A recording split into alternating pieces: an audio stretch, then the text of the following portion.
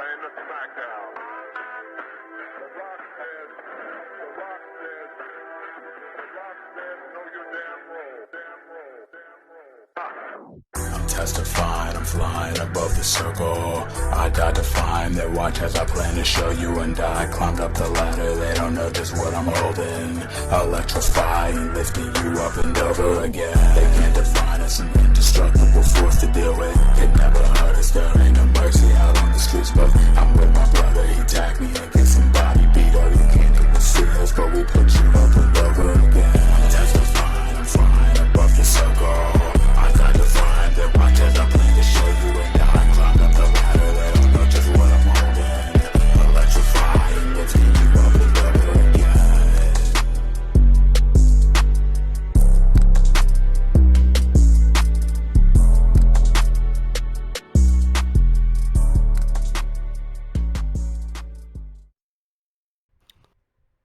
Welcome to the Up and Over Podcast, a professional wrestling podcast where a bunch of marks discuss pro wrestling, where none of our opinions matter and it's all a work anyway.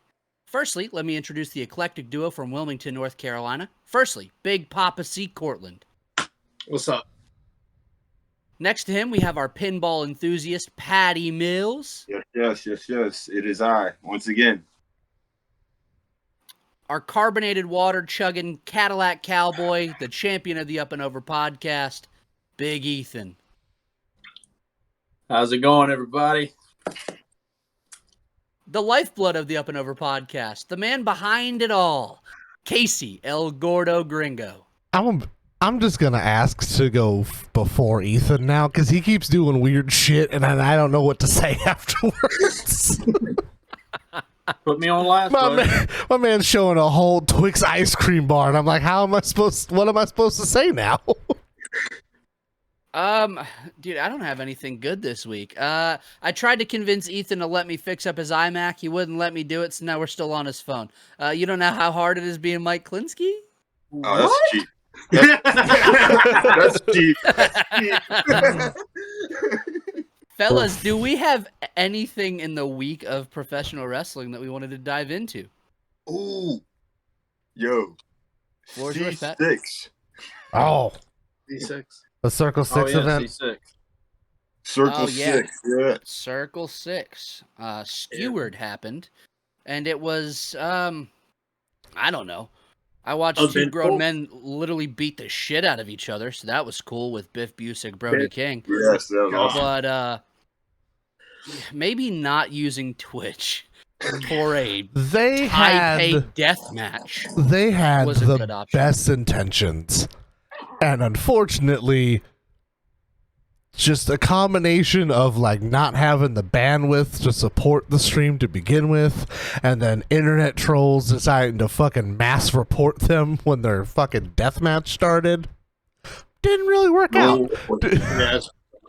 They'll get it figured out. I mean, they're starting up. I mean, it's better than PWG. They don't even stream. Their DVDs are out 6 months. Like we live in the goddamn Stone Age.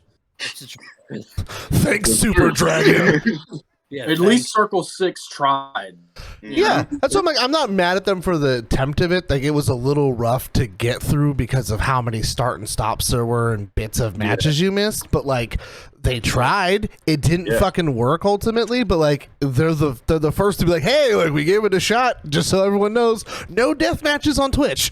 Facebook, don't do that. Facebook didn't give a fuck. You get to see the whole Koger match on there. No one gave a shit. So Yeah. Yeah.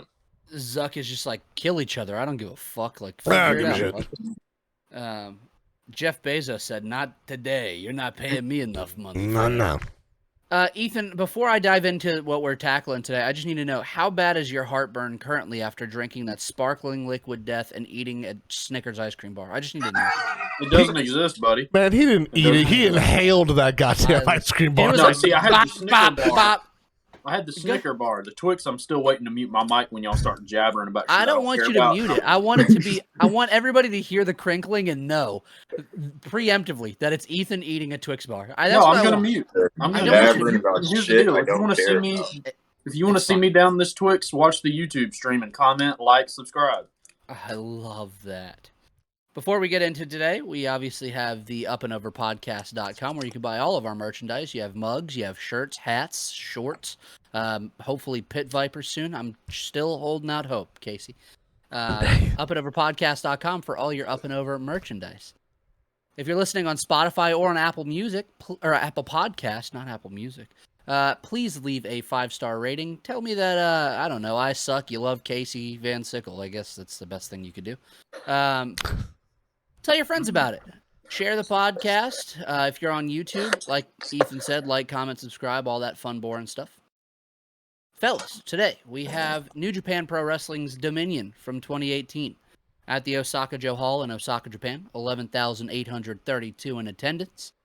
And there's not really anything that I needed to dive into to really start this thing off. Our first match of the night, we had Suzuki-gun, who was represented by El Desperado and Yoshinobu Kanemaru, your champions, taking on Roppongi 3K, Yo and Sho, with Rocky Romero in their corner, for the IWGP Junior Heavyweight Tag Team titles.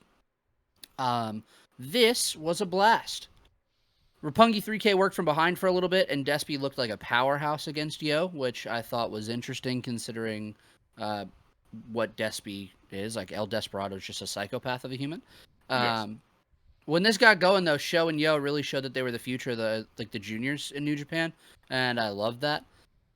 Sho hits like a last ride lung blower on El Desperado, and it made me sit up out of my seat like the Undertaker. Bro, this is the opening match. They pulled that shit out. And I was like, what the fuck? I was like, oh, wow. Suzuki-gun cheat and catch a quick pinfall on Sho, retaining the titles. This was a great opener. I loved it. I thought it was awesome. Hit on everything it needed to. And I went 3 stars flat. We're going to start today with Ethan. What'd you go today, bud? I went 3 flat as well.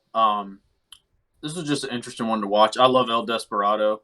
This is before he became what he is now, which is arguably one of the sleeper best wrestlers in the world, most consistent. Roppongi 3K, it's just, once again, this whole match to me was just wild looking back. I mean, it was 4 years ago, but like now, you know, Shows being wasted away in House of Torture. Yo is still in chaos, but Despy's really the one who emerged from this whole thing as the star, which I never would have guessed because he never stood out to me until the pandemic when he got that singles run in the juniors tournament. But looking back now, it makes me enjoy his stuff more than I did initially because when I watched this initially, it was a good opener, but I wasn't like invested in any of these guys. But looking back at it now, like, I love this match. So good shit. 3 stars from me. Roppongi. Cortland. I gave it 3 stars as well. It's a solid opener. I enjoyed they got outside really quick. They did a lot of good. It's chaos in a tag match. There's a lot we're going to get into. There's a lot of tag matches on this card. So I'm glad this one went first when you got the whole list of other shit that's just supposed to like build and build and build and build. There's a lot of fun here. I mean, they got a really good heel finish, which, you know, I'm going to enjoy it. So it's 3 stars, solid opener. It didn't overstay its welcome. I just went through. I didn't realize how many tag matches there are. So many. There's a ton. It's like the whole card. Like the first 4 matches are tag matches. Yeah, in the It's first sick. 2 hours. Tag, pay-per-view. tag, tag. That's Well, every New Japan show almost. It's 3 tag matches in a triple row, threat. and then you get a triple threat, and then you get another tag match. That's why if we ever cover any of the G1 shows, we just have to only watch the tournament matches because they have like 5 tags to open every fucking Yeah, and show. it's always like 6 mans open the show. It's just it's wild. It's a lot. It's wild. Pat, we're staying in the house, bud. What'd you go here? I went 3 flat as well. Great opener. It was a really good opening match. I'm a little spoiler alert for myself. This is actually the first full New Japan pay-per-view I've ever watched. So it was cool to watch this as an opener match. This fucking pay-per-view was insane. And, I enjoyed it. I like the whole... I don't even really know what to fucking say to add to this shit. Like, it was just good, man. Really seamless tag team match. There was a lot of, like, spots. I like them stealing the victory at the end. Like, the fucking referee spots and shit. Like, it was just good, man. Real solid Who did you shit. prefer? As someone who's never really seen either of these teams before. Suzuki-gun. El Desperado Okay. murdered that shit, dude. Dude, yeah. He's a killer, man. He's a Dude. killer. He's the god. And of course, we're gonna pass this off to Casey in a high pressure situation. First match on the Oh, card. dog, we're getting 3 stars. This let's we're go. across the board, dog. Let's I was blown away by this being the opening match. My favorite Good thing part. we're agreeing now. We'll save the disagreements for later. Oh, absolutely. Right. My favorite part is that Roppongi gets kind of like jumped off the start, so we don't get the official announcement of each team from the main Japanese announcer, and he doesn't give 2 fucks. He still does the announcement while they're fighting. He's like, "I'm getting my shit in. This is what I'm here for." My favorite part that happened besides that lung blower was Sho gets like thrown into like a row of fucking chairs, and then this kid in the background has his Suzuki Gun flag and he's hovering over Sho, and he's like, and he fucking grabs that shit out of his hand. He was like, "Fuck you, man." That shit on my face. Yeah. I was just like, it was just like the best moment because it was like, the kid's like, Suzuki Gun. He's like, "Fuck you, that shit hurt." But yeah, this is a good way to start this. I'm so excited to fight with Ethan in a little bit. Oh, we're not far away. It was a great opener. I enjoyed it. I'm glad that we all agree. Moving on, we had another tag match. You're gonna find that's the theme. Of the match. We had Juice Robinson, and David Finlay versus Switchblade Jay White and Yoshihashi. Pat.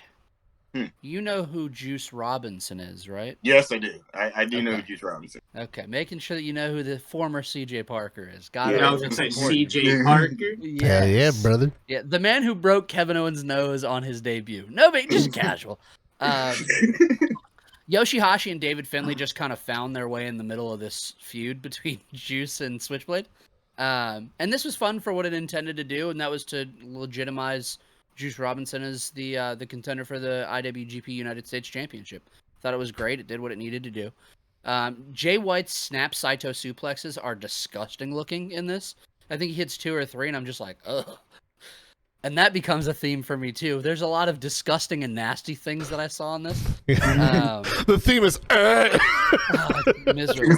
There's a dual cannonball that Juice hits on Yoshihashi and Jay White, where Jay's sitting in the corner. White's in Tree of Woe. Yeah, Jay White. No, Yoshihashi's in the Tree of Woe. Yeah, Jay's in the corner, and then they put Yoshihashi in the Tree of Woe, and I was like, is he gonna do what I think he's gonna do? And then he does a cannonball. I was like, oh fuck. He didn't jump like early. He fucking waited. Dude. It's landing. My favorite part is I had to go back and I watched Jay get into position, and even him trying to get into position, he's like, "This is gonna fucking hurt." He's like, "Ah!" He's like, "This is gonna hurt." And he just gets hit with the whole impact. It's fucking hilarious. Juice hits a nasty pulp friction on Jay White and pins the United States champion, which was huge. So your winners are Finn Juice. Post-match, he poses with the championship before throwing it onto a fallen Switchblade. I didn't write it down, but Don Callis said something like, that championship weighs 15 or 16 pounds, and he dropped it right on Jay White's crotch. I just thought it was like a weird comment to make. And Don Callis is just a weirdo makes for it. so many comments tonight. Like it is fucking funny, dude. It's just great because he's like, it's not like he doesn't add to the matches per se. He just says shit that comes to his mind. That's all he does the entire time, where he's just like, that belt's kind of heavy. It's not yours. I wish he was still on the New Japan English commentary. That's fucking great. Yeah. Oh, God. We won't talk about that, Ethan. Let's not. Yeah, we're not. I'm not. I went 2 3/4. I thought it was great. It was fun. It did what it needed to do. Cortland, let's start with you. I went 2 3/4 as well, Mike. I enjoyed this match. I'm not a huge Juice Robinson fan in this match particularly, mostly because of like the crowd work just like got over repetitive for me. I love the unprettier finish. I think the Switchblade and then like just a super solid right punch getting you to that finish like really sold the crowd well. It was very surprising. I'm not a big fan of a challenger grabbing a championship belt and taunting with it. Of course, I'm like one of those like old school dudes that always says like if you haven't earned the championship, you don't touch it. And then there's other people that say like if you touch a championship that you're challenging for, it's bad luck. So like There's both sides of that. And I think the way he went about it was just kind of like, and I'm sure they wanted you to do it, but like, it just didn't sit well. I think he went too long with it. It's like the Yeah. main Fucking problem. went Because he grabbed it. Yeah, he grabbed it. Went to two different turnbuckles. Like it's a lot, Bro, dude. he stepped on him and then went to the other turnbuckle, Yeah. and the ref's still waiting to hold his hand up. He's like, dude, Even the crowd is kind of like, all right, fuckface, like let's move on now. Like if it was like he grabbed it and like kind of stood over Jay and then like dropped on him, I think it would have been perfect. But like I feel like that whole exchange kind of took away from the actual match because I'm like, dude, like we've got 7 more tag matches to get through. Let's fucking speed this up, dog. Like. Yeah, and that's another thing. It's like this match isn't that long, but it kind of feels long. Yeah. You know, and I feel like this is me sounding like Casey here. I could not see past Robinson's pants. It was just so much that I was like, dude, like anything else would have sufficed. Like anything else would have made this look better. But you know, Ethan, 2 3/4. I'm not gonna eat it alive. How long was Juice in New Japan at this point? Do you know? he had a title reign, no? Did he? No, he hadn't won the title yet. He wins the title. Spoilers. I think in San Francisco on that next show because Jay White's the second ever champion. He went to that New Japan show forever ago, and it was after that because he was the champion when he was in the United States. So that's weird. And Juice, I think he had I feel like 2018 was his first calendar year, maybe late 2017. Maybe. So I feel like especially at the start, like I know he's still pretty flamboyant with like his everything that he like on his attire, but I feel like at that time he was like kind of way over the fucking top with some of the stuff he was picking. The thing is like I mentioned that whenever we shift over to me, but like he was on the. Did you find it, Mike? Go ahead, dude. You're fine. Oh, okay. Whenever this was Juice Robinson on the cusp of the best run he ever had. Because he beats Jay for the title, and he has some really good matches with Moxley, and the match with Jay is really good. Like, I don't care about Juice Robinson nowadays, but his run in the G1 after this and the 2019 G1 was really good. Oh, one thing I wanted to say is that David Finlay being in New Japan is so cool, and people always just being like, hey, man, when are you going to go here? When are you going to go to America? And he's like, I'm happy as hell. Dude, loves it. He has a great time there. I'm having a great time. Like, I'm with friends. I make money. I get a good schedule. I get to fucking sleep. Like, I get to pick what I want to do. So, like, it's really cool to see him there and, like, thriving. And he's, like, genuinely happy wrestling in Japan. So that's really cool. Yeah. I think, and that was one of the other things I was going to throw in. Jay White and David Finlay worked those Young Lions matches to open the cards for, like, 2 years before this, you know? So it was always cool seeing them still pop up on the opposite side of one another. Yeah, Juice was also a young lion from 2015 to 2016. Oh, okay. And his first calendar year, like as Juice Robinson, like on the roster, not a like young lion, 2017. Okay, cool. Oh yeah, you were right there. Move right over to Pat. I actually went 3 1/4 on this match. Oh yeah.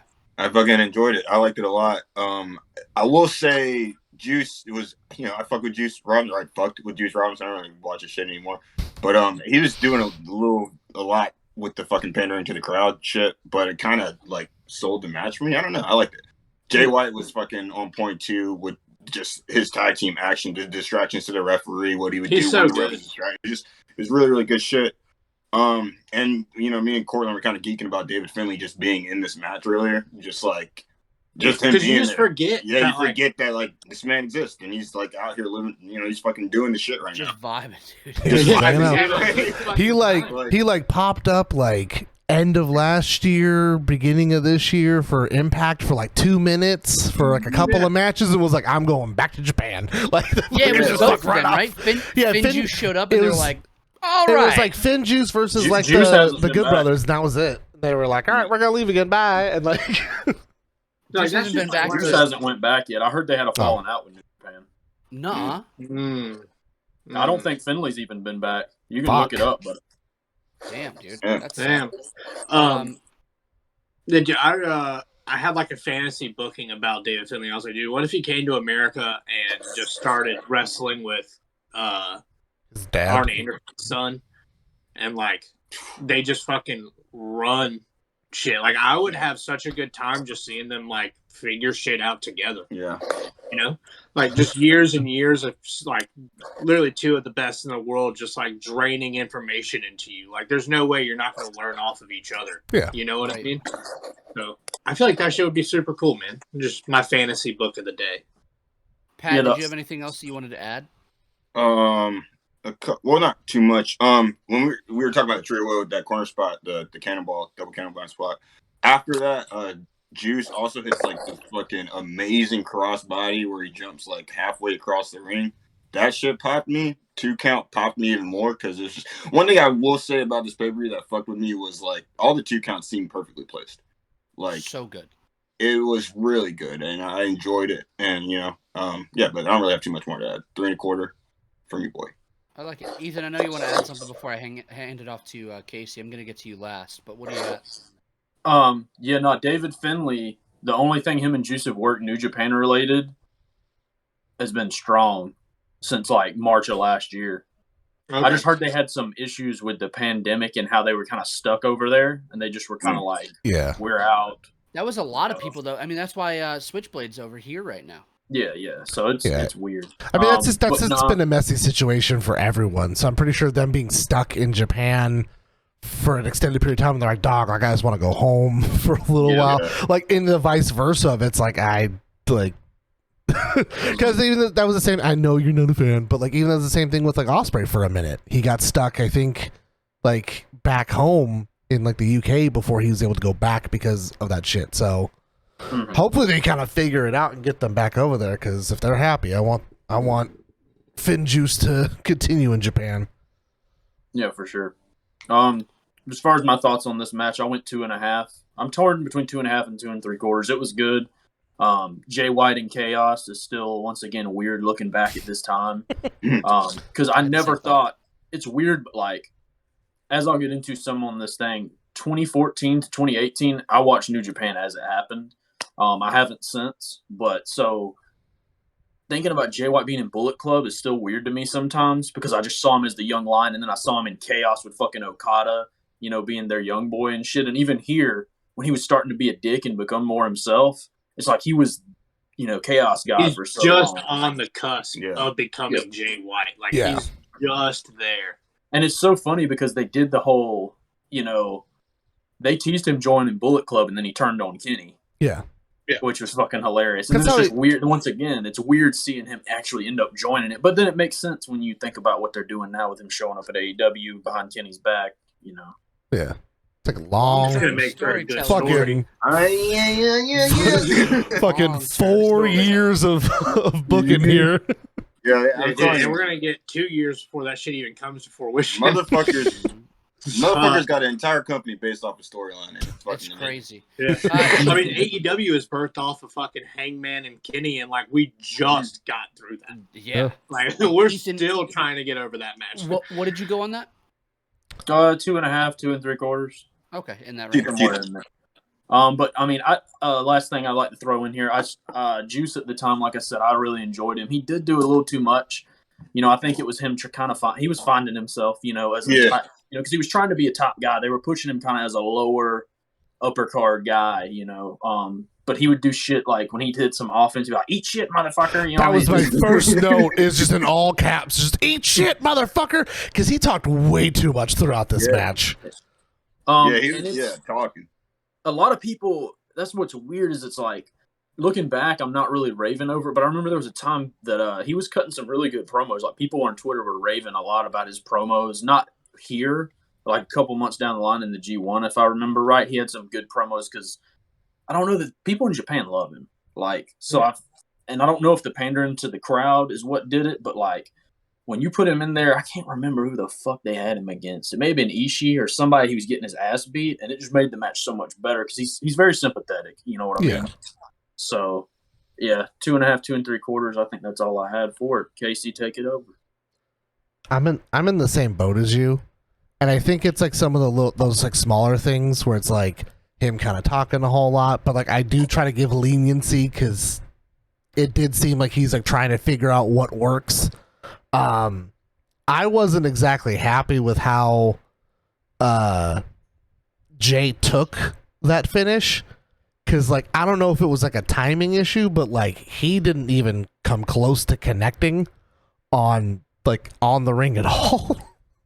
And I think it was weird. What He, was the finish? off. Was it pulp friction? he did the pulp Yeah. friction, but like the way that like that Juice dropped and where Jay was, like they were way mistimed. Oh, yeah. They did a slow-mo after, and it was like... Yeah. And then like the belt shit afterwards, like some of it, so I'm like, it's like 2.5, 2 3/4, like definitely not bad, but I'm just kind of like wishy-washy in what way I want to fall on it. So Yeah. I feel it's important to tell you guys that Ethan did not like Jay White for a very long time. you're one of those. Did not. And I was like, Ethan, you're going to turn into a Jay White truther. And there was one moment where he went, motherfucker's growing on me, bud. That's the only thing he said. He just said, He started growing facial hair, and he was like, I kind of like him a little bit. I like that guy, bud. He looks good. I can't remember what match it was though. That did I don't remember. I just remember you saying, "Damn, that was a good." Jay White's starting to impress me, buddy. This is good stuff. Moving forward, we had Chaos, which was represented by Toru Yano and Tomohiro Ishii, taking on Suzuki-gun, Minoru Suzuki, and Zack Saber Jr. Bro, I fucking love this match, dude. Hell yeah! It's coming to you first here in a minute. So my first note is Japan loves Toru Yano. Yeah. This was entertaining as fuck, man. As because most of the match was just Suzuki and Ishii beating the dog shit out of each other. It was awesome. Bro, 90% of the match. Yeah, and then the empty spaces were just filled with Zack Saber Jr. And then you get stretching 10% somebody, of and you Zack get Saber Toru- doing pinfalls. Yeah, and then Toru Yano acting like a fucking fool. Yano's like, I'm going for those pads on the turnbuckles, boy. Damn it! You stole my thunder, Case. I wanted to talk about the fucking pads. Yeah, what I have is actually the empty spaces got filled by Zack Saber Jr. bending limbs ways that limbs shouldn't be bent, and Toru Yano being, well, Toru Yano. Zack Saber Jr. blocks a Yano low blow and turns it into an arm stretch of sorts, picking up a submission win for Suzuki-gun. Post-match, Ishii attacks Suzuki on the ramp, and the two just literally beat the piss out of each other for a few minutes until they just decide, I've had enough. And it's like in waves, like Suzuki just seems like a crazy person. Bro, they started the match outside beating the shit out of each other. They have the match. Ishii's like, I'm not done. They pull him apart. Suzuki's like, fuck that shit, I'm not done. Grabbing a chair.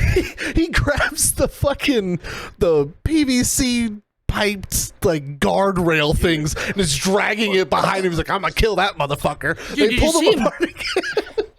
Did you see him jog to the fucking locker room? Did you see like him? Yeah. He was like, I'm like, this motherfucker's crazy. On his He's like, we're going, boy. Guardrail. He like grabs a guardrail on his run out. Yeah. He like pulls it, and like 6 of them follow, and it's just like a wall of Dude, dude. those fans were probably like, holy fuck. They if you ever wanted to see what it looks like to both fear and yet love someone, watch a Suzuki match. Those fuckers love him, but then they're like, I don't want him anywhere near me. They're like, murder like, grandpa bad. I think the Don Callis calling it. He was like, keep that psychopath Suzuki away from the commentary table. Yeah, dude, on his walk out, Kevin Kelly's like, watch out, he's coming our way. And you hear Don go like, oh no, this is bad. Like, he's like fucking horrified. He's like, fuck this shit, I'm out. Ethan, I know you wanted to say something. I think the consensus here is we need to keep moving forward with these shows so we can catch their G1 match. You know what I'm saying? I'm gonna let y'all decide that. Pat, I told you it's starting with you, bud. Let's start with you. I went 3 stars on this. It's important that you know that. So, floor is yours. You went 3 stars? I went 3 stars. Me too. Damn, man. Good. I feel like asshole. I went 4 stars. Hell yeah! Fuck! Hell yeah! Pat. Hell I went yeah! Why'd you go 4 in this stars? shit. Tell me about it. I fucking loved it, dude. From beginning to end. I literally have in my notes, my God in heaven, Toru Yano and Suzuki are fucking savages. Like, it was great, man, from beginning to end, dude. I mean, dude, if you don't know anything about any person in this match before this, like, it's like a perfect thing to see for the first hand because, like, everybody's doing them as hard as they could. Like Zack Saber Jr. is a pure fucking wrestler, pure submission specialist, and he fucking shows it every single time he got any bit of offense in this. Then you get the match within the fight, or the match within the match with Yano and Suzuki, where they're just fucking beating the shit out of each other every fucking chance they can get. It's Ishii and Suzuki. Yeah, my fault.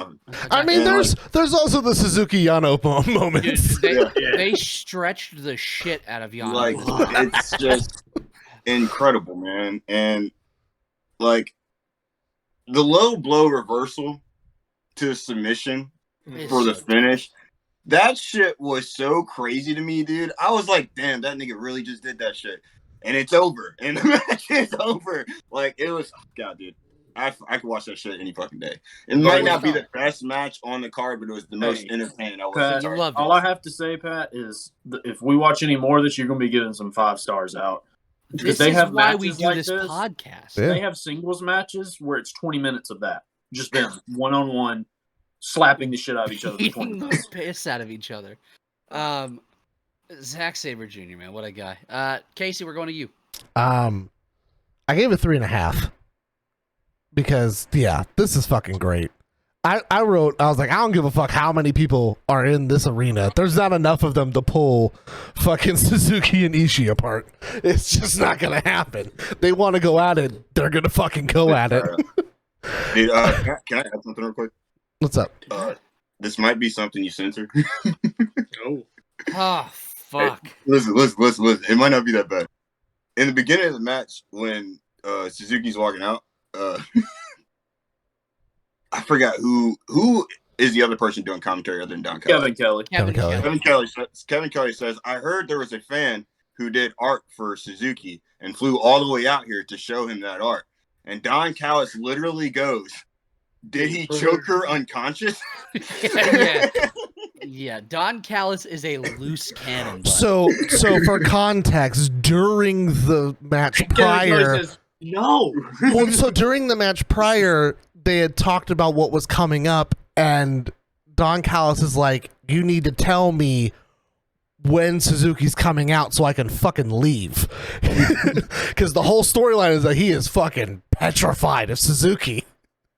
And then he starts coming out, and then Kevin Kelly goes, oh yeah, I forgot to tell you, he's coming down the ramp right now. Like, and he's like, oh fuck, I don't want to be here. Yeah, it's rough. But like... I don't want to steal all the fun things from fucking Ethan, but like even like the small bit where Yano tries to go for a spot where he grabs his opponent's hair, but he does it to Suzuki, who fucking has none, and Suzuki stops and turns and goes, ha! And then Yano's like, oh fuck, I messed up. I know not everyone is a super fan of like comedy wrestling, but like Yano's probably the best one to do. Comedy wrestling can work. Comedy wrestling can work if you have ass beaters inside of it, and then you also have like the separate dynamic of Zack Saber Jr. just looking like a star. You know what I mean? Like, there's not a lot of people that are going to be able to pull out these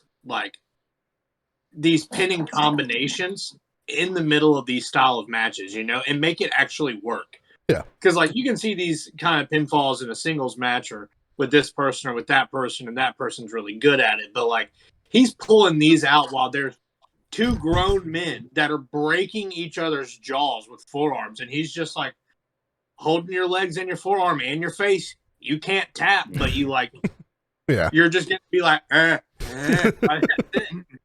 That's all you get. But yeah, this was a fun match. But yeah, 3.5. It was a fun time.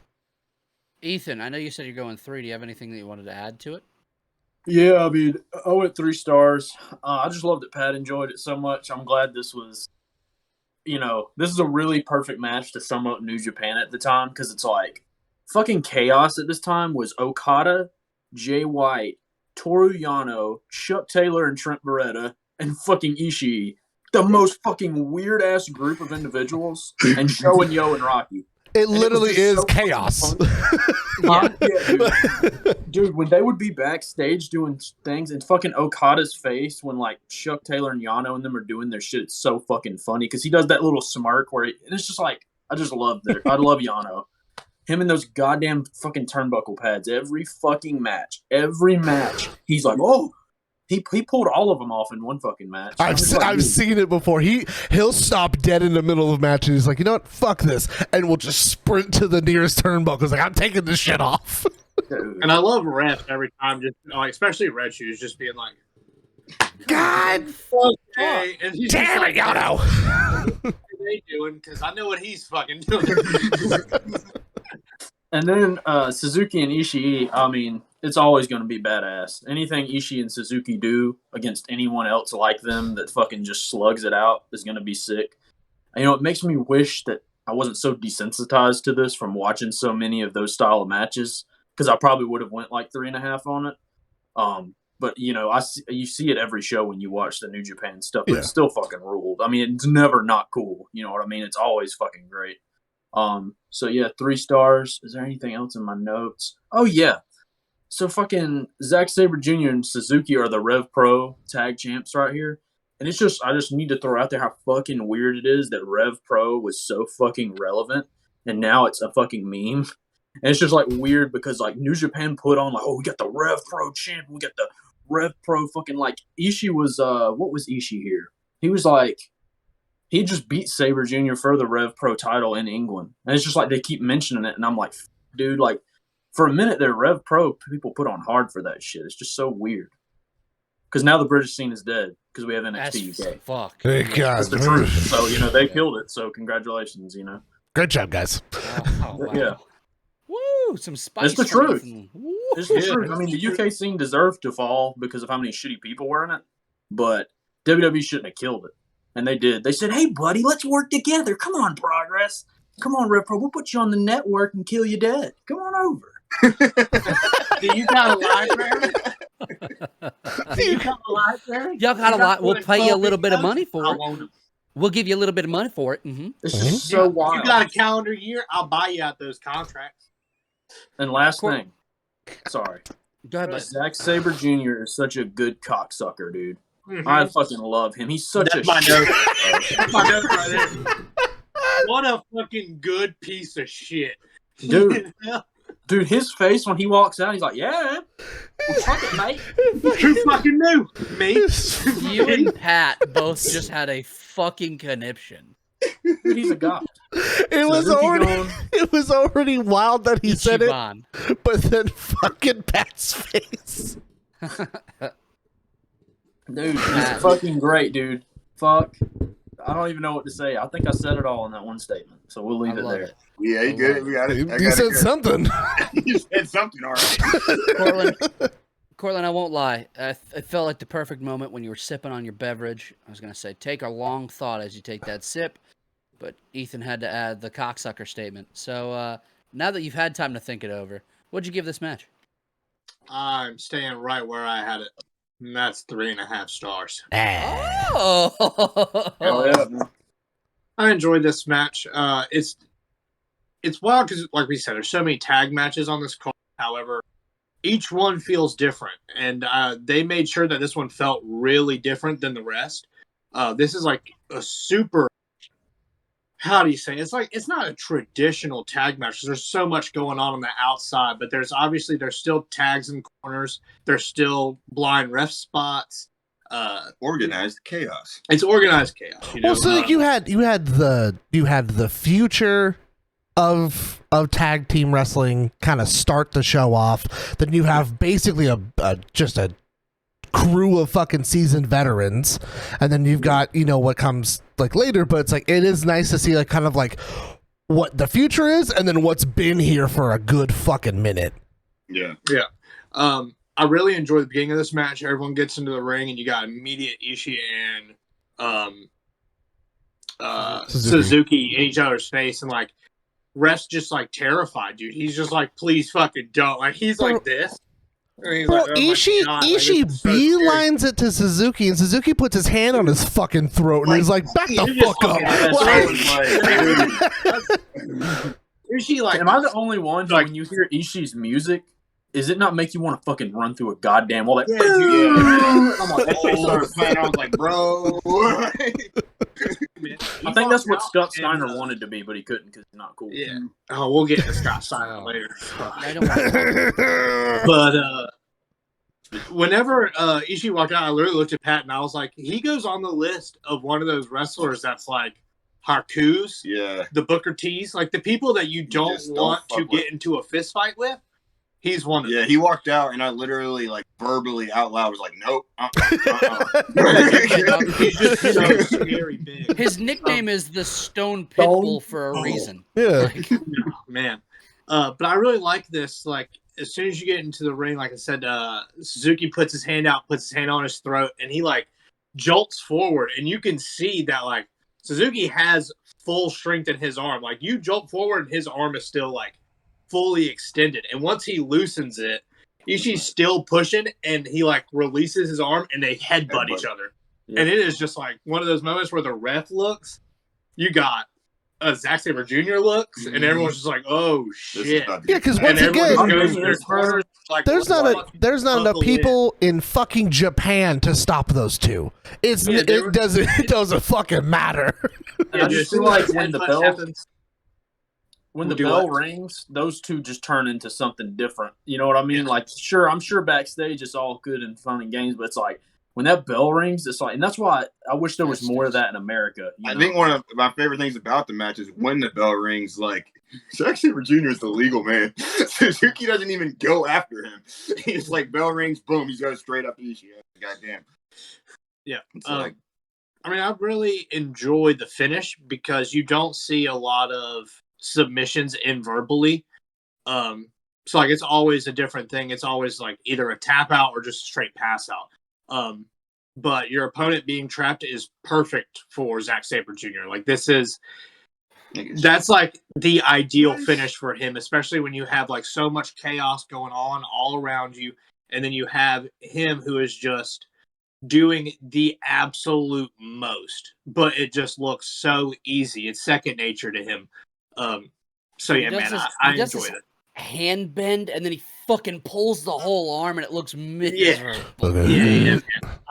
I also enjoyed the little taunting from Ishii in this match. Suzuki finally hits the ground and he just barely kicks him in the head, and then he looks up at him and he like jumps at him, like makes him flinch, and it makes Suzuki so mad because he's like, "Oh, you fucking made me flinch!" And like, he gets so mad, dude. It's awesome. So I really enjoyed just the little shit like that, and then them chasing each other into the locker room.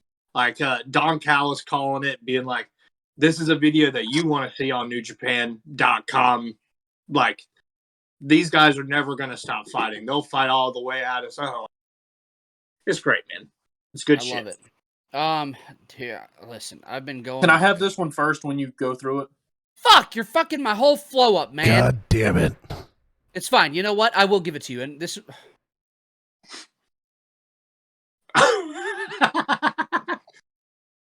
Just, oh my. Okay, I want you to know that you're fucking up my flow when you do that shit. God. Now I'm sideways. God. Put your phone back the right way. God damn it. I'm going to give it to you, and I'm going to give it to you for this reason, but you are fucking up my flow entirely. Oh my God. It's Hiroki Goto. Fucking dude, I'm not even editing this shit. Just go. Just fucking go, man. Hiroki Goto taking on Tai Chi and Michael Elgin in a triple threat match for the Never Openweight Championship. What? You already fucked up, buddy. How? You said the name of the biggest piece of dog shit. I didn't. I haven't gotten there, dude. It's in my notes. Give me 1 second. Don Callis calling Michael Elgin Big Mike still pisses me off to this day. This is what I needed to get to, Ethan. There's a quote that Don Callis says. Did anybody else catch what he said? Yes, I did. Oh, yeah, cool. He said, quote, Big Mike with some new boots that are an homage to Doug Furness. Did anybody catch that? Yes, I did. Hell yeah. Hell yeah. His whole ring attire was based around Doug Furness and his tag team.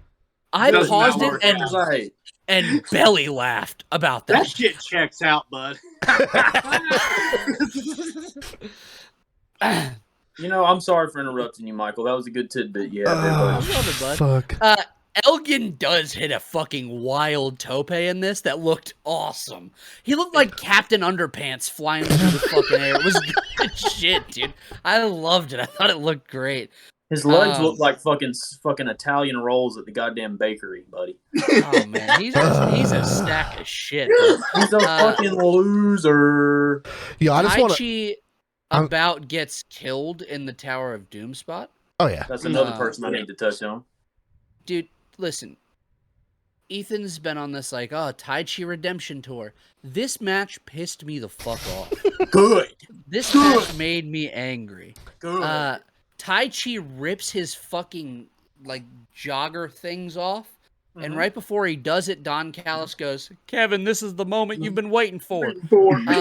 It's a goddamn mess. Then you have Tai Chi cheating and then doing a sinister laugh.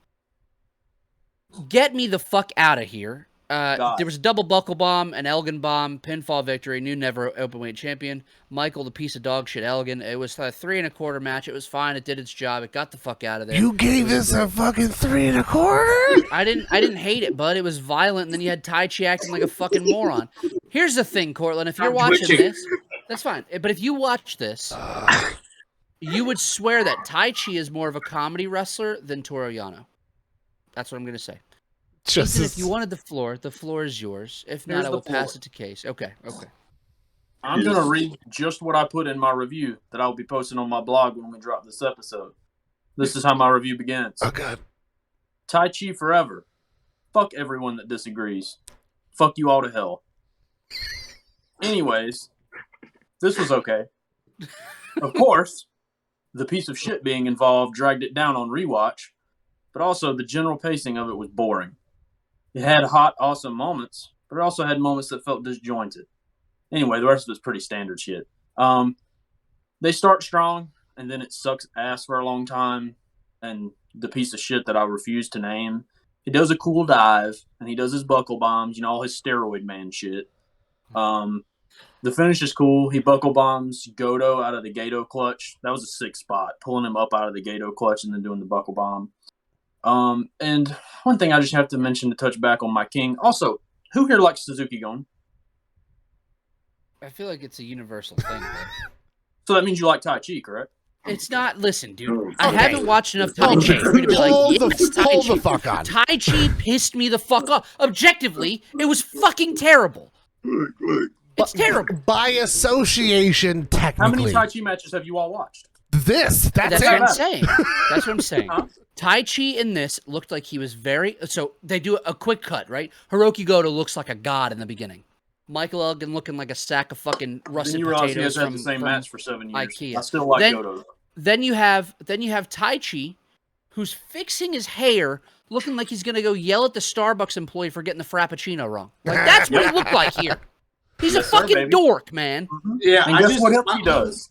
Guess what else he does? My only gripe is that, if you're gonna do this gimmick to where you're singing your entrance, learn the goddamn song. Bro, the microphone's not even plugged into shit. That's the charm, baby. That's the thing, charm. He's bud. been doing it for years. It's like you just hear music and you hear someone talking, and it's like 3 full ass sentences, and he's just. Mm-hmm. Dude, he's having a good time. Ethan, what'd you go on this, bud? What did I go on it? 2.5, 2 3/4. It's fucking suck. Why am I the sack of shit here? What did I do wrong? Did I watch the We wrong don't match? know. All right. Casey, I'm giving it to you. I know what you want to start with. Talk to us through the entire Tai Chi entrance because I know it's important to you. Bro, Yeah, please, I want to hear it. I love okay, this. so we're gonna premise this that this is my first Tai Chi match. This is my first Goto match. I've never seen them. I've seen Tai Chi on promotional shit. I've seen his face because he's got that fucking mask. But I've never fucking seen a match of his before. So I'm I don't know what the fuck I'm going into. I only know Michael Elgin and fuck him. So I'm already super disinterested. I am not going to talk about that because I'll have to edit this shit, and I don't want to. I don't know what he did. Not good. He's a You don't know what he did? bad human. Dude, No. Google Michael L. He got No. arrested for violating a restraining order. That's what I'll say, and that's That's- not even close to that's the putting worst it thing lightly. he did. Not great time. Not great time. We're not going to talk about it though, because that makes me have to work. This nigga said I'm not editing shit. Shut the fuck up. But yeah, so you got Tai Chi coming out with this fucking Freddie Mercury fucking mic stand and his microphone, and he's singing along to this fucking song. And 2 seconds in, I'm like, that microphone's not a wireless mic, so they could at least pretend he's singing. It's got a whole ass missing bit to the end of it. And I'm like, what the fuck is happening here? This is the whole entrance. He doesn't take off his fucking ring pants until 90% of the way through the match. At one point, they almost come off and he fucking, like, connects. He snaps them back on. I'm like, just take them off. I mean, he's only wearing, like, the smallest set of trunks I've ever seen on a grown man in a match before. Nigga, left Like, me Obviously for- underneath. You've not seen early Sammy Guevara, dog. Bro, it's fucking... They're probably as bad. Dude, It's oh, so wow. terrible. Nah, fucking Sammy's rocking the Peter cutters, man. Dude, listen. I at one point, I don't remember what happened during this match. It was before the Doug Furnace comment, but I wrote that Elgin's the most vanilla white motherfucker in the face of the earth, and like he does nothing for me. Like even besides the fact that he's a terrible person, Stupid-ass fucking Dude. jacket. like You want to know what the best part of this whole fucking shit is? With Michael Elgin, I'll say his name for this because I want his name and face to be attached to this. Michael Elgin whined on Twitter for 3 years about how ROH is working with New Japan and it's my dream to work New Japan and I'm not getting booked on New Japan. And so he finally gets over here and my God, I think we all should cry a tear for the poor sack of shit. Anyways. I'm not going to. I'm going to give it a 2 1/4 though. God damn, I watched a Yeah. totally different match. Okay, but once again, like once again, going into this, I only know one person, and like once again, removing the work from the worker, it's not good. It's not. And so, like, I don't want to be mean to the two other people in this match, but like, I couldn't give a shit about either one of them because like, it was just kind of like, the whole time. He made the And you whole don't match know fail them. for You don't know them, so why? You know what I mean? It's hard to get I invested. had literally wrote, I was like, I don't know Tai Chi nor Goto that well, like going into this match, so like it's really hard to be invested into them when I only know him, like when I only know Elgin. So it's like I don't want to be mean to either one of them because like obviously they've been around for a fucking minute, but like this is not a great introduction match for them. Because you're already off put Yeah. going into it. Yeah. Yep, that's fair. So you went 2 1/4, you said? 2 1/4. All right, Cortland, we've made it to you. Cortland just found out what happened. Oh yeah, dude, Which a part? sack of shit. I will say this, that I rated this shit so low that you as a human being doesn't make it in. So like it's still 2 stars. Damn, bro. I I watched went it. the lowest on this match. No way! Yeah, I did. What is wrong with me, guys? I don't know, man. The tope's cool. The power bombs in the corners are cool. There's a really good enziguri from Tai Chi in this match that I really liked. But other than that, I came up with really not anything that I care for. I mean, when you have thank God we're getting to the end of these tag matches, but Oh, you got so many tag matches going on, and then I got to deal with this shit. Yeah, It's bro. just like, dude, I'd rather have more fucking tag matches. we should have It's like- flipped a couple things around on this card Yeah, to man, make like- this even more forgettable. Put this sack of shit as the second match on the card. I'll skim right over it and give it 2 stars the same. But like, it just doesn't feel important. It just felt like we were just wasting space, wasting time for this card. It was like, hey, we want to give them something, but it's like, you know what I mean? Like, it just doesn't. I can't say that I would ever recommend this match to a single person. Like, if I said, hey, man, I want you to go back, watch 6.9, I'm going to tell someone to skip this match just to save time. Yeah, to watch Well, it. when you You look don't have to at watch Triple when you look at the card and then you're like, what happened Which right before one of it. these is not like the other? Well, when It's it's like when you've got the match right before it and the match right after it, you're like, this doesn't just remove that shit and throw it in the trash. Like, that's all you need to do. Yeah, so that's 2 stars, man. Go ahead. Pat. I went. All right. Before let me preface. Oh, you went 1.5 stars, but I can feel it. Dude, one of my favorite quarter. things about doing this podcast is that there's time and time again where you can see that we watch wrestling for different reasons.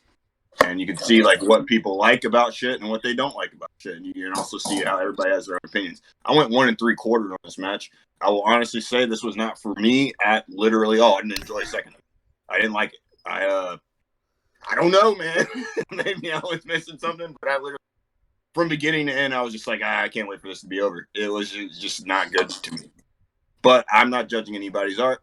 I would like 60 seconds to defend myself. Go ahead. I would like 60 seconds. Floor is yours. Go ahead. Does their comments feel? You're filling my 60 seconds, man. It's fine. We'll wait. Hold on, Ethan. What would you want to say real fast? Not a thing, buddy. Let Michael J have the floor and wipe All it right. clean. And go. All right. I got into independent wrestling by watching Ring of Honor like circa 2013, right? The Kevin Steen, Michael Elgin feud happened shortly after.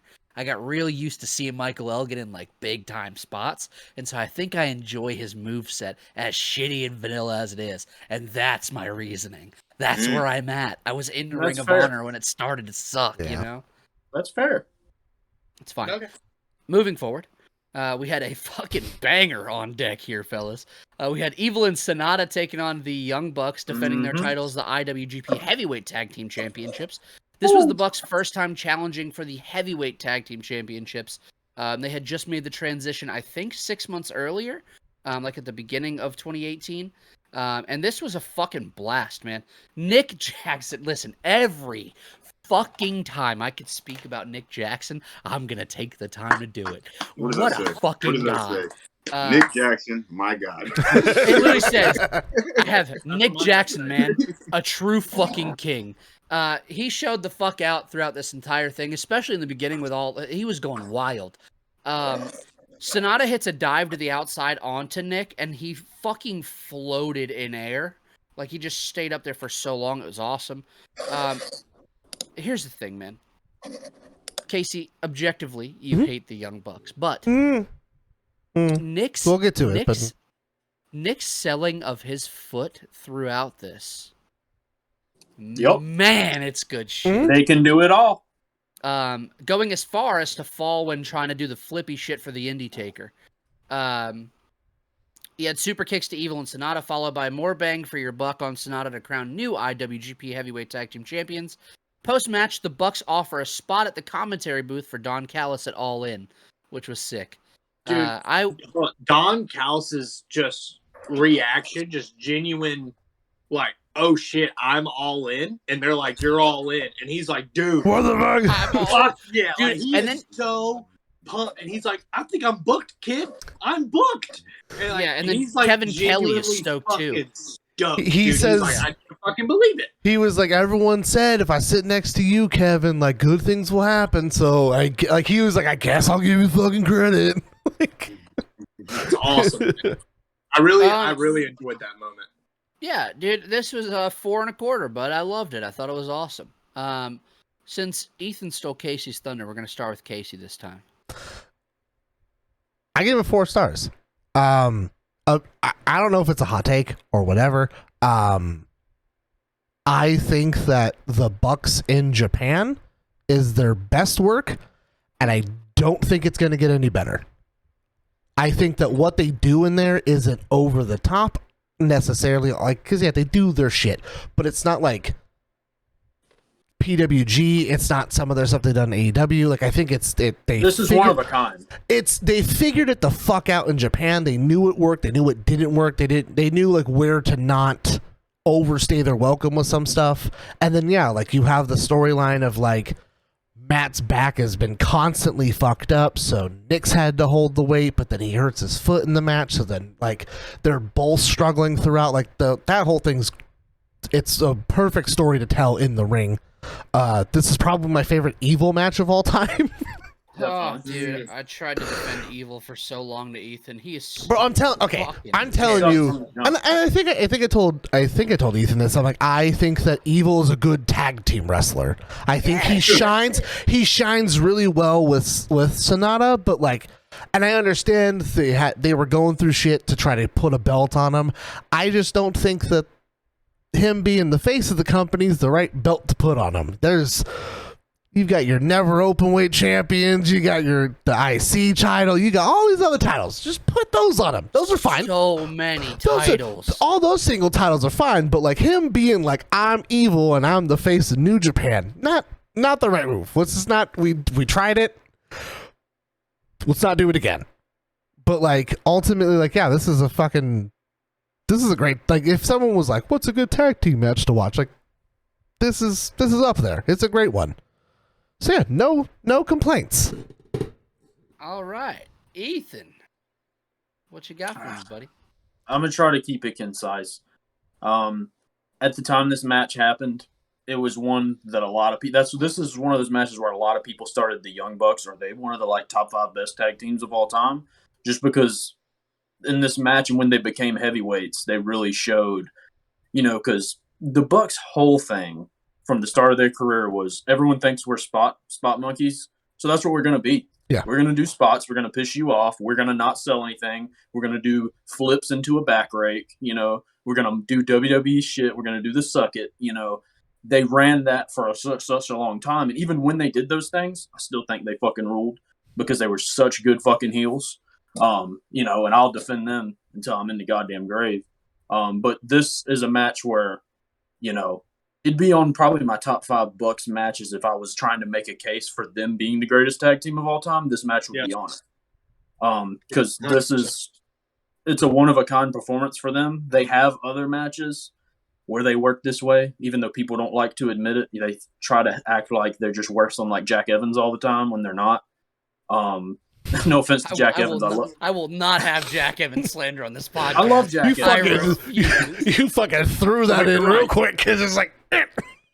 But you're right though, because like at the end of the day, I like Jack Evans too, but like you're put under this umbrella that like, and there's a glass ceiling for a Jack Evans, and like I hate to be like that, but it's not that you put that there.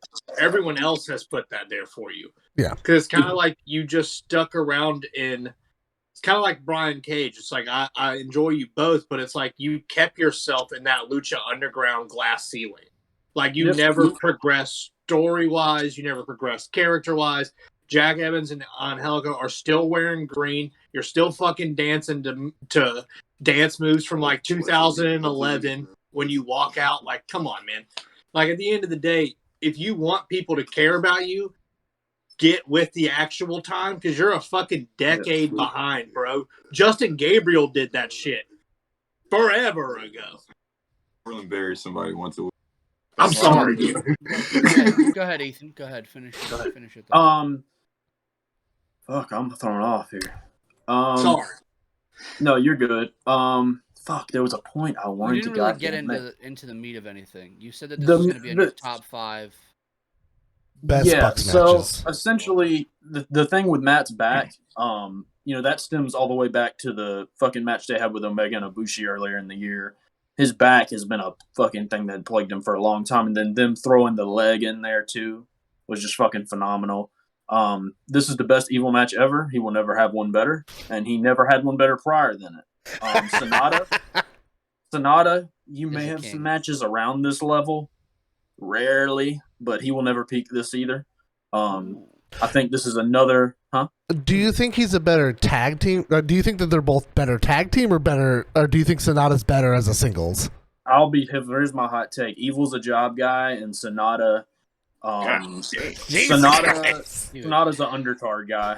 I mean, I've seen Sonata and Evil work G1s, and it has not been inspiring, fellas. It just ain't, man. But anyway, the Young Bucks or whatever. So I understand the take Casey had about their work in Japan being some of their best. One thing I want to mention here, did you hear that fucking Young Bucks chant from this Japanese crowd, bro? Yeah.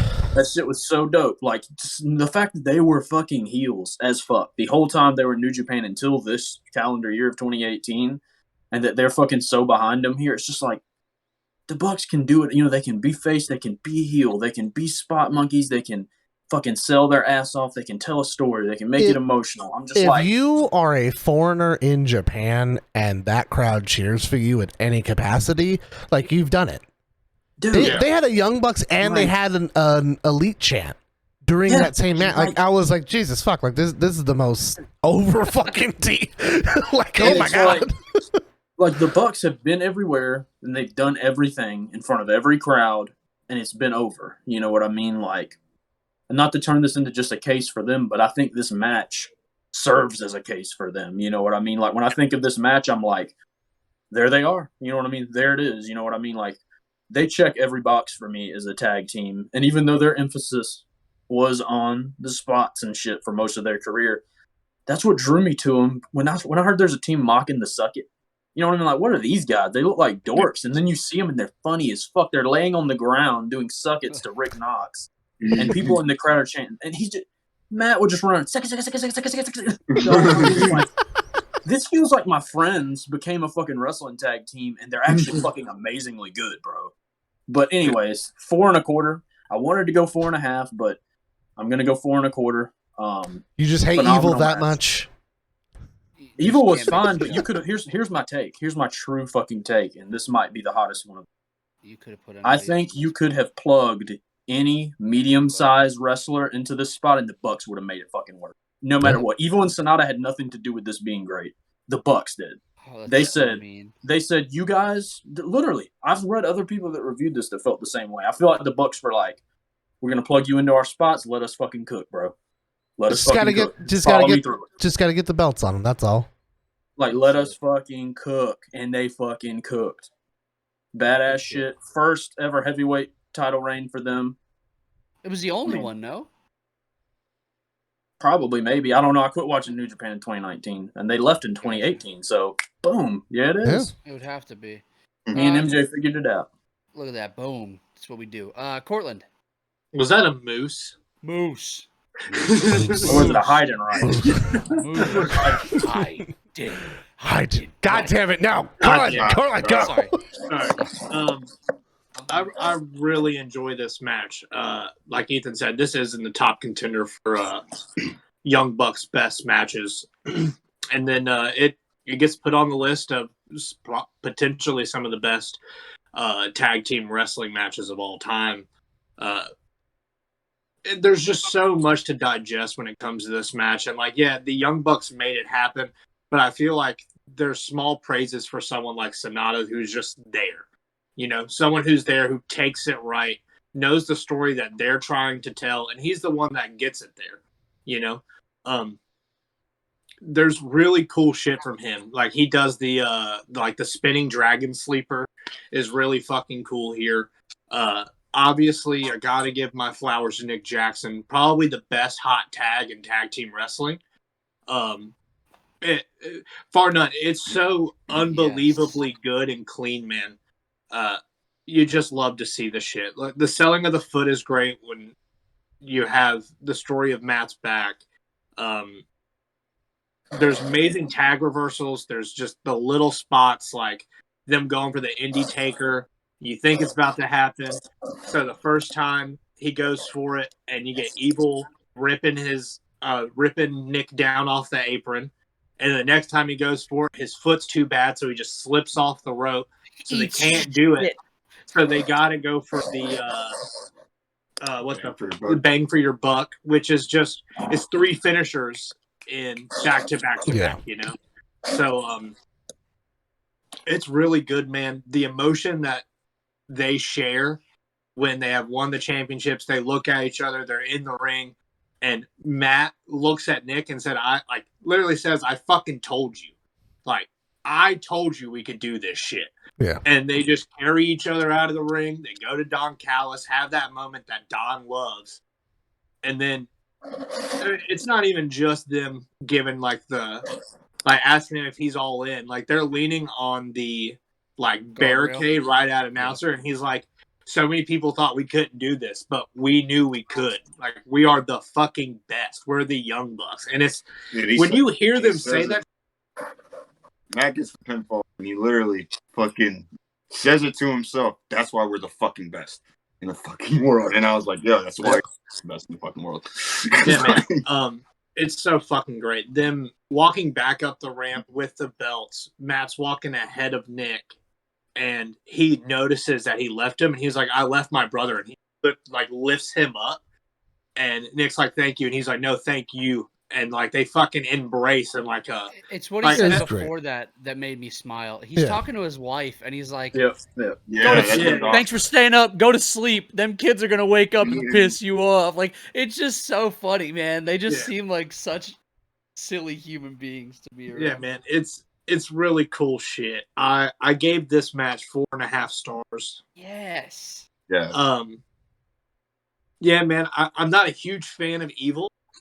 Like Ethan said, he's not like the guy that I'm willing to like bet my money on putting a strap on and let him run a company for 6 months. I tried to defend his ass, but I won't even lie. But he ain't pushing merch. I tell you that right goddamn now. Tell you that. No. What radio station you want him on? With them split. That is a face only for radio, brother, and radio's dead. He's a door. That's coming from someone who works in that shit. But Sonata, man, I really enjoyed his placement in this match. I really did. I feel like he was always in the right place at the right time. No one was ever looking for, you know what I mean? Like, no one's ever waiting for that spot. He just knew where to be all the time. And he's that little secret key in this match, man, that I really think makes it great. I like it. I love it. Pat? I went 4.5 stars as well. I mean, you guys have touched on most of it. I low-key did fuck with Sonata in that match. But at the end of the day, we know what the fucking story is. The fucking Young Bucks, man. They put on a motherfucking clinic. And there's really nothing else you can say about it. Nick Jackson, I literally have in my notes, Nick Jackson, my God. Because, you know, Cortland says it all the time when we watch the Young Bucks. But Nick Jackson literally is that nigga, bro. Like, he is probably one of the best to watch. And you know, as a kid I loved the Hardys. As an adult I love the Young Bucks, man. I fucking love watching them. I don't want to say that they've never had cap, but you don't see it often, if fucking ever. So it's like, you know, I can never say a negative thing about those dudes. I fucking love them. They need to keep fucking rocking, because I'm fucking always gonna be a fucking I dread the day they retire. Genuinely. And like they keep saying that shit like in their Twitter bio, being like, we're not here for a long time, motherfuckers, y'all better give us flowers. And I'm like, fuck. Do you know how old Nick Jackson is? Do what? Guess how old Nick Jackson is. Take a guess how old Nick Jackson is. 40, right? He's 32, bro. Yeah, Nick Jackson 32. 32. He looks like he's fucking Matt's 37 or 8, but think about Nick, bro. He could run singles in like for another 5 years. decade, brother. Like at least it was just crazy because you would think that Nick is older than Matt. Matt just baby got that. brother, bud. He's the baby I brother. know, dude. You would think it because he's just so fucking good, man. Yeah, man. Like, it's hard. Everyone always wants Casey to about to lose his fucking mind in the corner. I've been watching Casey the entire time. Look, I'm not excited to talk about the next match. I just want to get it over with. No. This is my last thing before we get to that. Why do you hate the next match? I fucking hate this next match, dog. What? I fucking hate it. What's there to hate? It's standard shit. Anyway, That's Portland, fucking stupid. Finish so, your like, I obviously have always said that, like, growing up, the Hardy Boys were my favorite wrestlers. Growing up, obviously, the Young Bucks have taken a lot from them. I think they've perfected this to a T when it comes to that style of pro wrestling.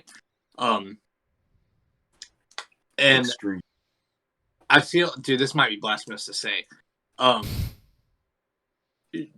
Nick is everything that Jeff wanted to be.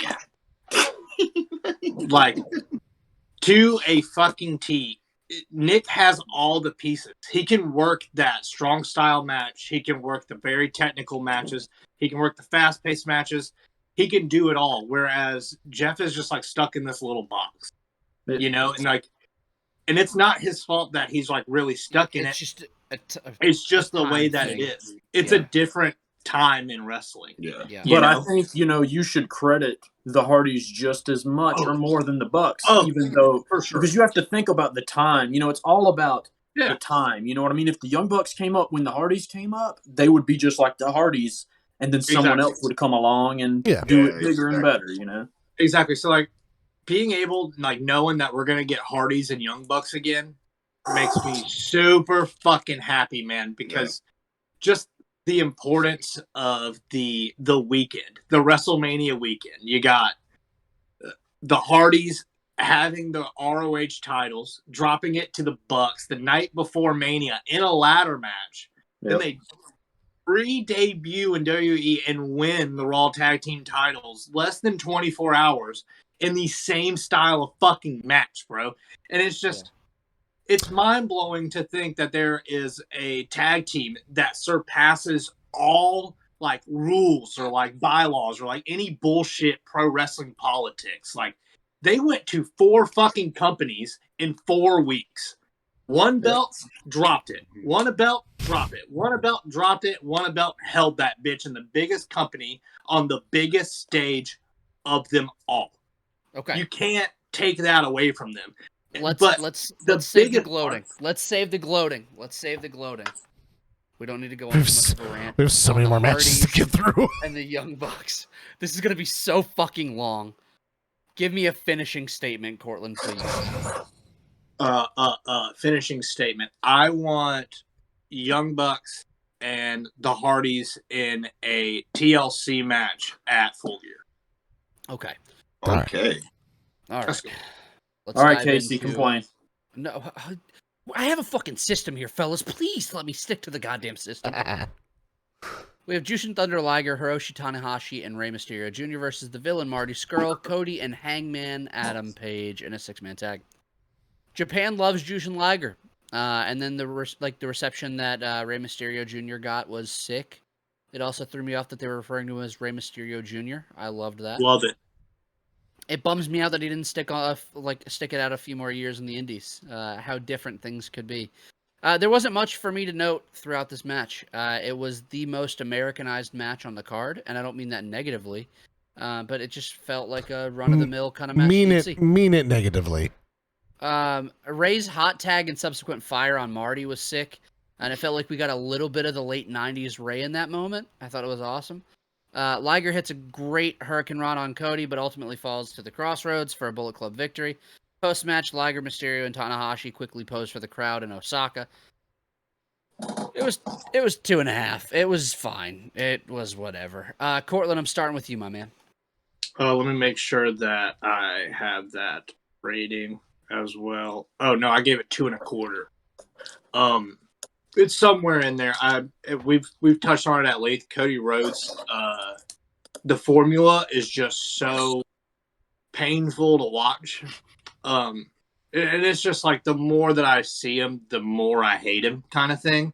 It's like you have undeniably 3 legends. Doesn't matter the country; they transcend companies and all the bullshit states and all of it. These are 3 legends, and we're just gonna put Cody and the dude that wears a doctor mask and a cowboy over them. And, like, it's not even just that. Like, it could have been for a better storyline. It could have been for something. Like, It was for something. Rey Mysterio's first match in New Japan Oh, I fucking love Ethan. is Jushin Thunder Liger getting pinned to a Crossroads. Like, it just doesn't make a whole lot of sense to me, dude. And then, like, the only thing that really saved it to me is the end. You get Cody stomping out Jushin Thunder Liger, which, like, that's the Cody Rhodes shit, you know? Him going out to the fucking, to Don Callis telling him to hold his ring. That shit's good. That's funny.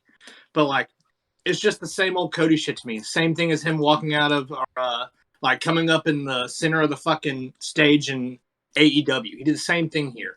First person out, everyone walked out to his music.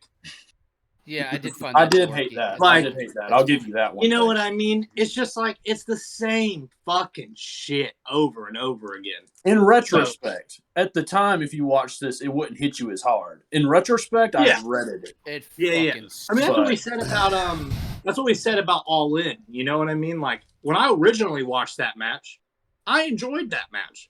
Watching it with now watching 3 years of Yeah, AEW, I think what it is. I don't like I it. think is like we realize like Bless you. internally we just let that shit slide.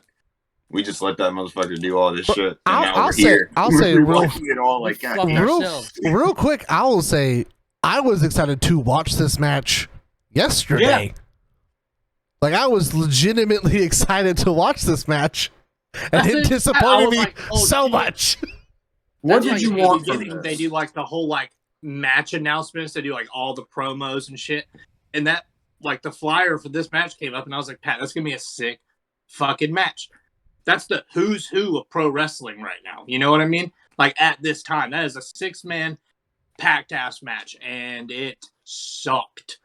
Yeah. It sucked Admittedly, to me. though, you didn't like the finish, but Liger was never really winning matches in New Japan. I was at gonna this say, I time. just feel like y'all are missing No. the point.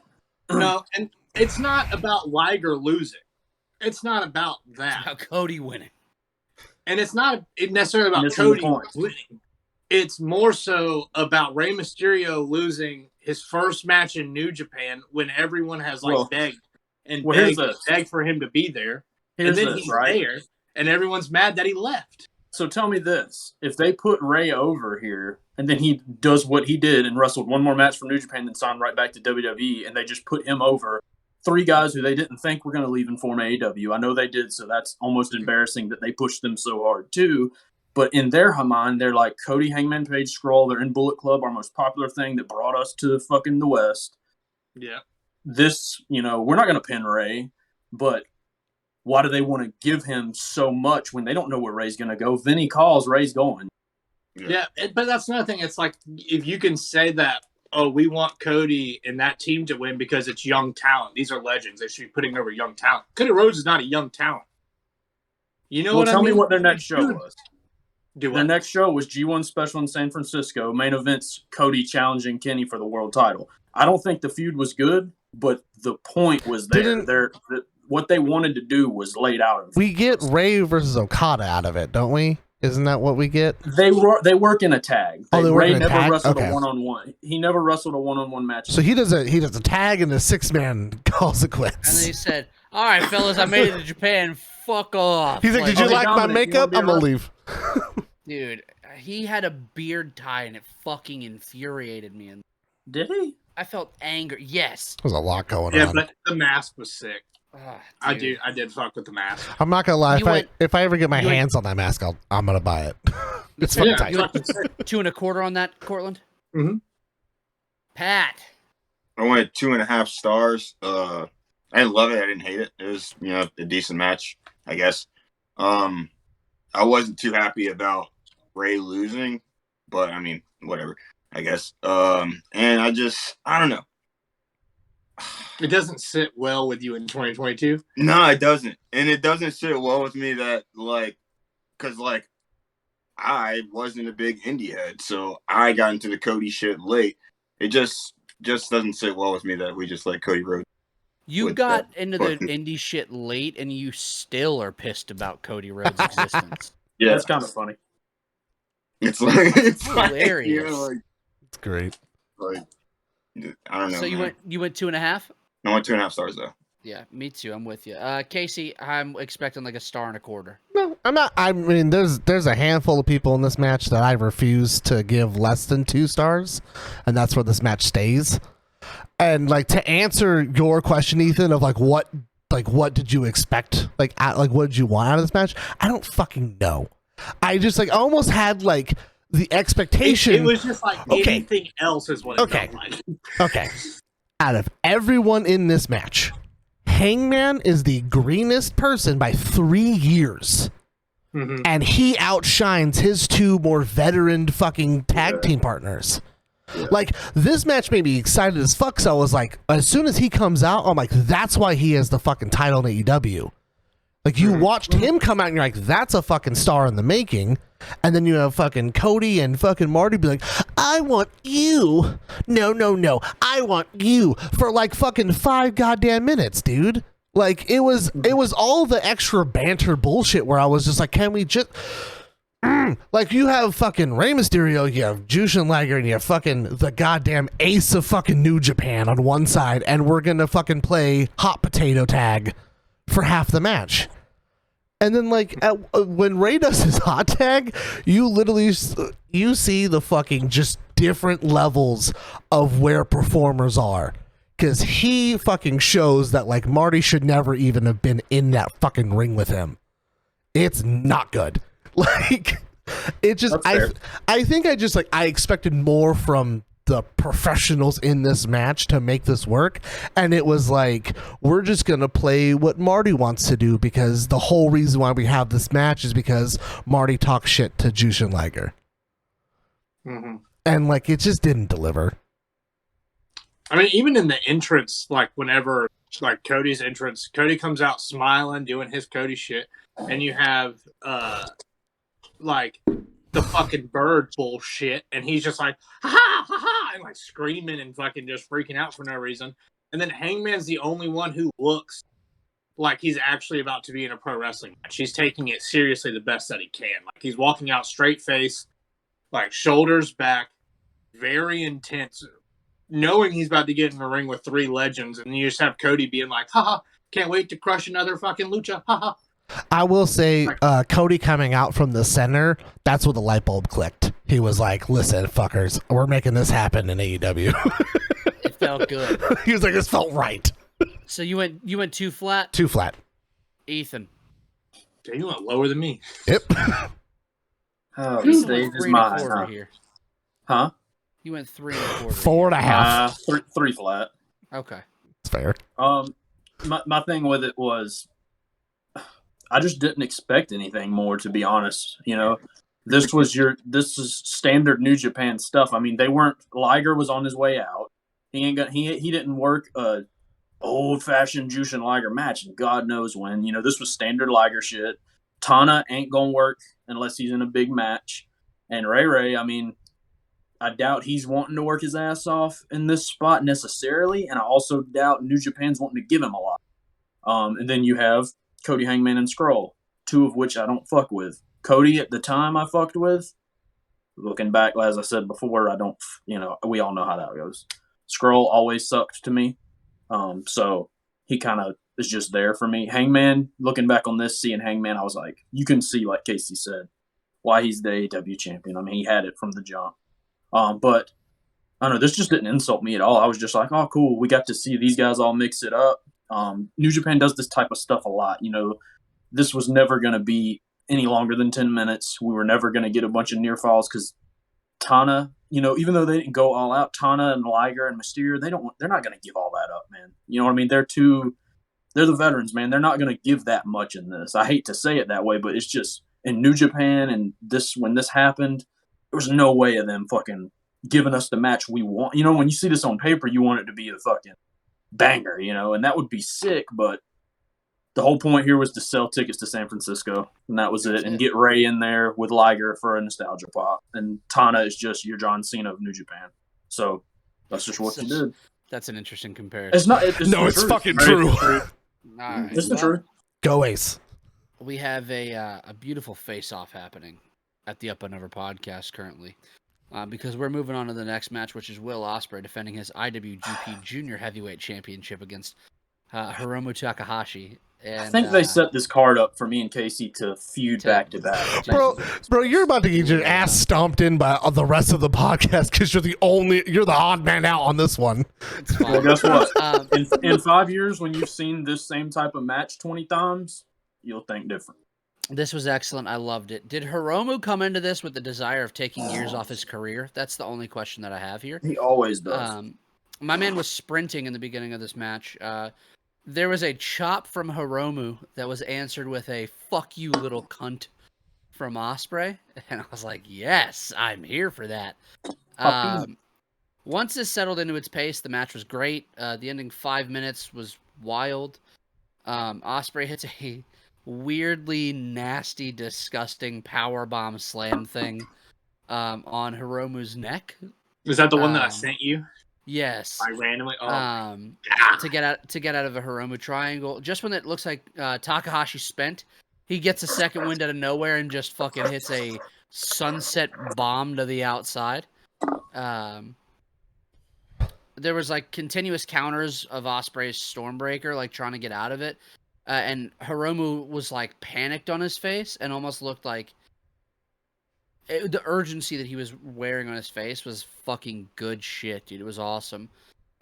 With that side note there, the Stormbreaker has to be one of my favorite moves in all of professional wrestling. It's so sick. And I'm upset that I didn't get to see it. Takahashi hits a nasty butterfly pile driver. And then he followed it with... I sent you all a picture of me slumped in my chair after that happened. So I was like, what is that what it was, dude? I was like, oh my he's like God. Halfway crooked. It was nasty. Then he hits a Death Valley driver into the turnbuckle, ending with the time bomb, and he is the new champion. It was a 4.5 star match. This I'm actually starting with Patty Mills. He's so excited. Yeah, I went 3 3/4 on this match. God damn it. Look. It wasn't bad. It was a great match. I'm not gonna lie. It was a good match. It's just like, I don't know, man. I'm not the biggest Will Ospreay fan. I've tried and tried again. I just can't fucking get into his shit. I don't know what it is. I don't know. I don't get it. Not even that I don't get it. I don't like his shit, man. I just really don't. But I like this match. The match wasn't bad. There was a lot of good spots. My favorite exchange was Will Ospreay has that fucking step up enziguri and then goes for the reverse Rana, which is reversed, and then he goes for another one, and then like you get he goes for the Stormbreaker, which is reversed into the Code Red. Like that shit was sick. Real tight shit. There was a lot of tight titty stuff in this fucking match. It just wasn't like, I don't know, man. Maybe I wanted more. I guess it was because you wanted more? Was hyping this shit the fuck up in the group chat. I wanted less.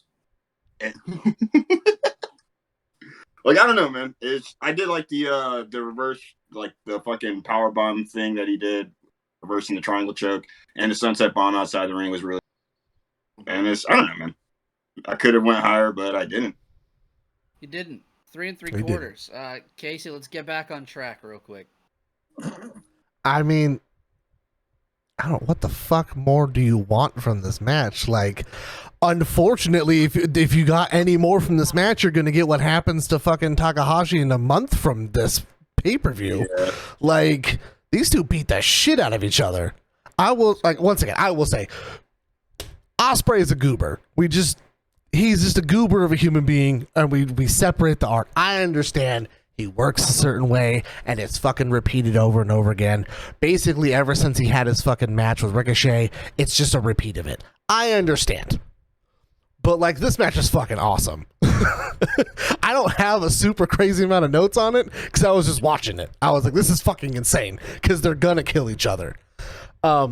The biggest downside of this match is because they have so many mics on the outside picking up all the little nuances that you can hear Ospreay breathing the entire match, and he needs to breathe quieter. It's the whole time. I'm like, dog, you just shut the fuck up. Like, it was distracting as shit.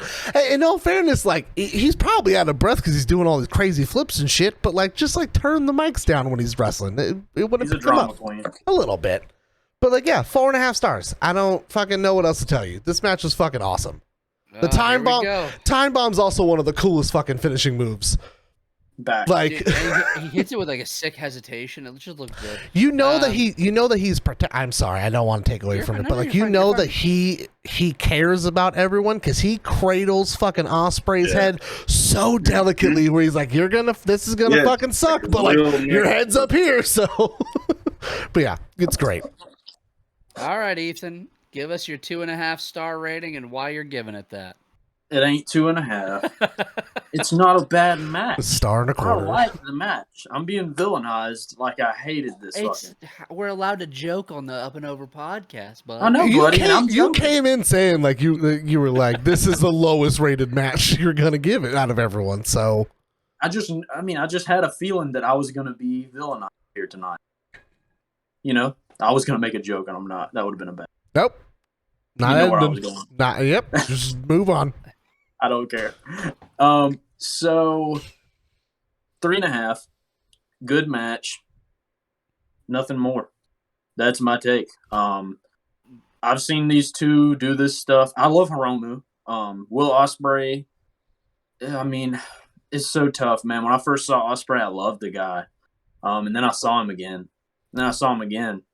And I saw him again. And I saw him again. And then he got jiffed again and again and again and again and again.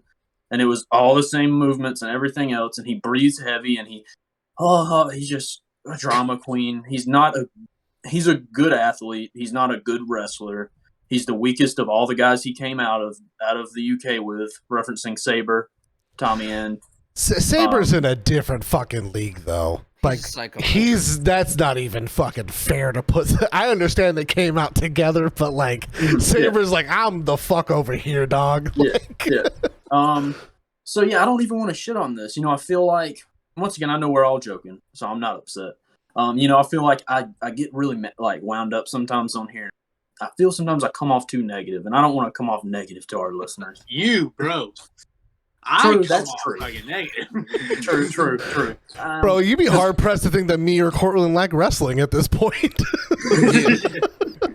So, you know, I didn't hate this match. You know, I admit, I watched it and I saw. You know, I hate to say that I went in because I've watched this before, and I went 4 stars on it the first time I watched it.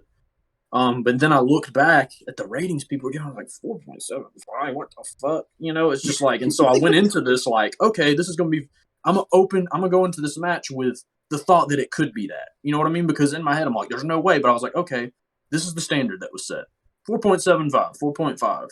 And I watched it and I'm like, damn, dude, like 3.5, you know, I almost wanted to do 3.25. You know what I mean? It just was like, they did cool stuff, but like, it just, none of it, it just didn't make any sense to me. You know, if I want to break it down, and I hate saying that because it was fun for what it was. The style is fun, and I love Hiromu Takahashi.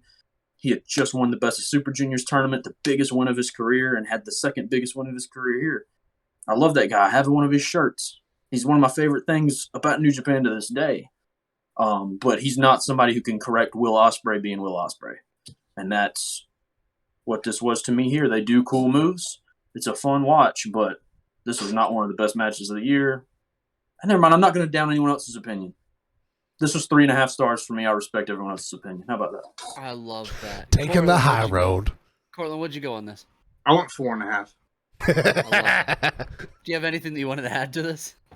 I enjoy this match a lot, just for like the scary spots that are in it. I feel like is mostly the thing that I like. The crowd is really into these spots whenever they just get less and less safe, you know. I'll just have a few things written down about it that I thought was sick. Ospreay hit a dive off of the ramp that looked really cool early in the match. There's missile drop kicks from Takahashi, obviously, that they always look good. I do get the sense of like Ospreay isn't everyone's like guy that they like. Granted, I've only seen better part of 10 Ospreay matches. They have all looked the same. I'm telling. I'll agree 100%. that I think he got the fucking Ospreay Ricochet match, and he's been chasing the dragon ever since. Yeah, man. But I feel like this match just feels a little different because there's a lot of counters here for finishers. It's like these dudes know each other really well, and this crowd's enjoying them figuring each other out even more, you know? Right. I'm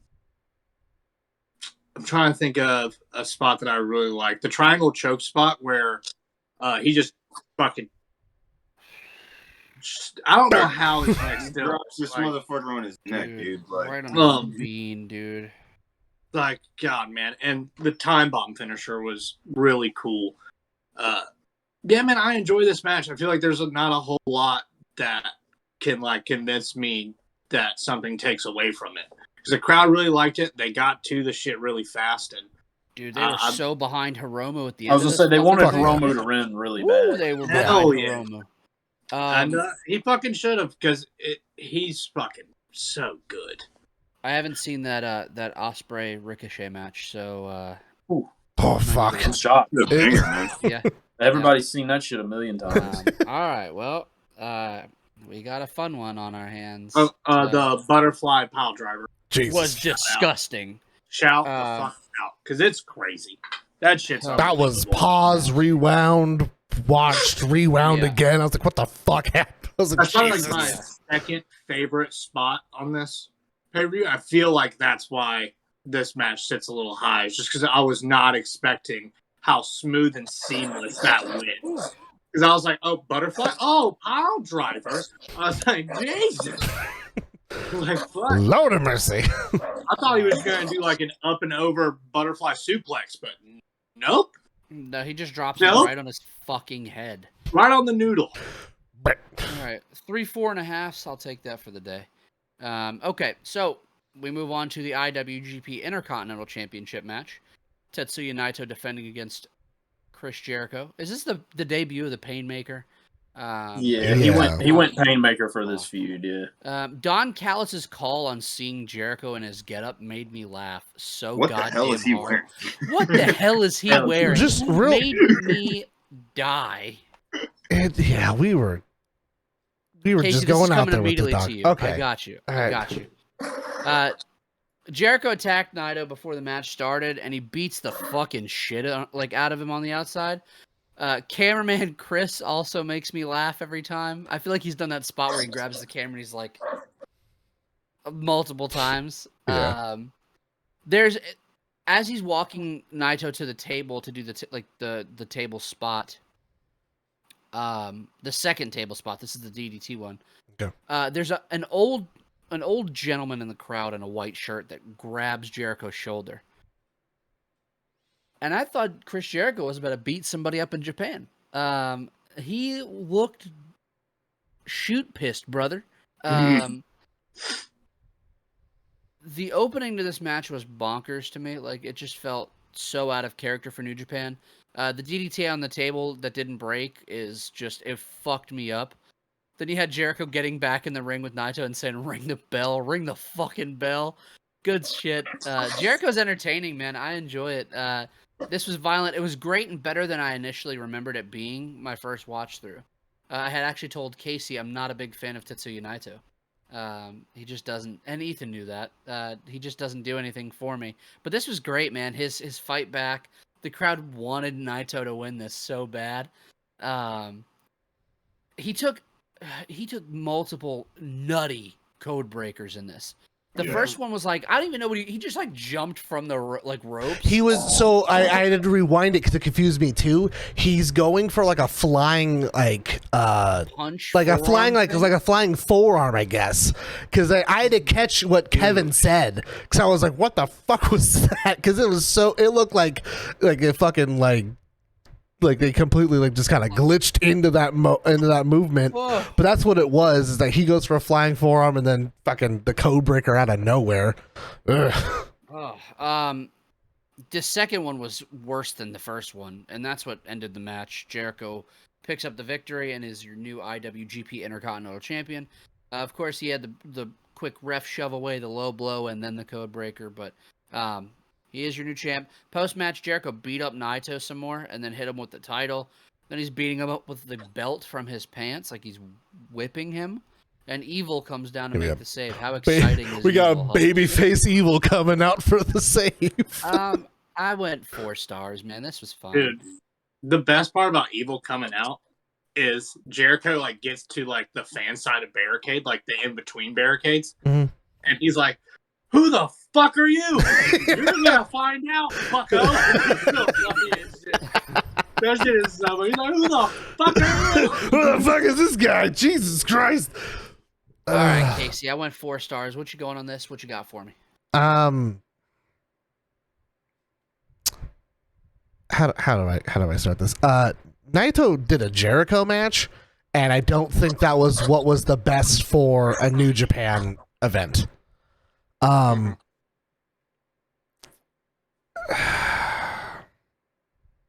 don't want to shit on this match because it's not the worst match, but it's also not the best match at all. And it's fucking all over the place.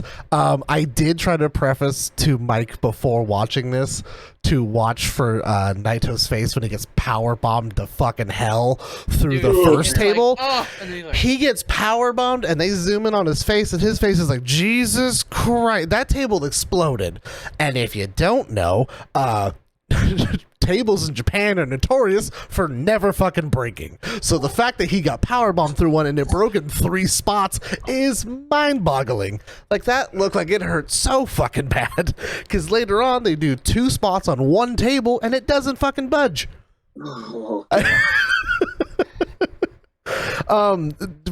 Basically, right after that, Naito's working with a cut underneath his eyelid for the whole match. Dude, I don't know if anyone... like, immediately. Does anyone know where? Does anyone know where he fucking starts bleeding from later on? Because like they think they're like, is it his cheek? Is it his fucking ear? He's like bleeding on the other half of his face later on this match. It's all over the fucking place.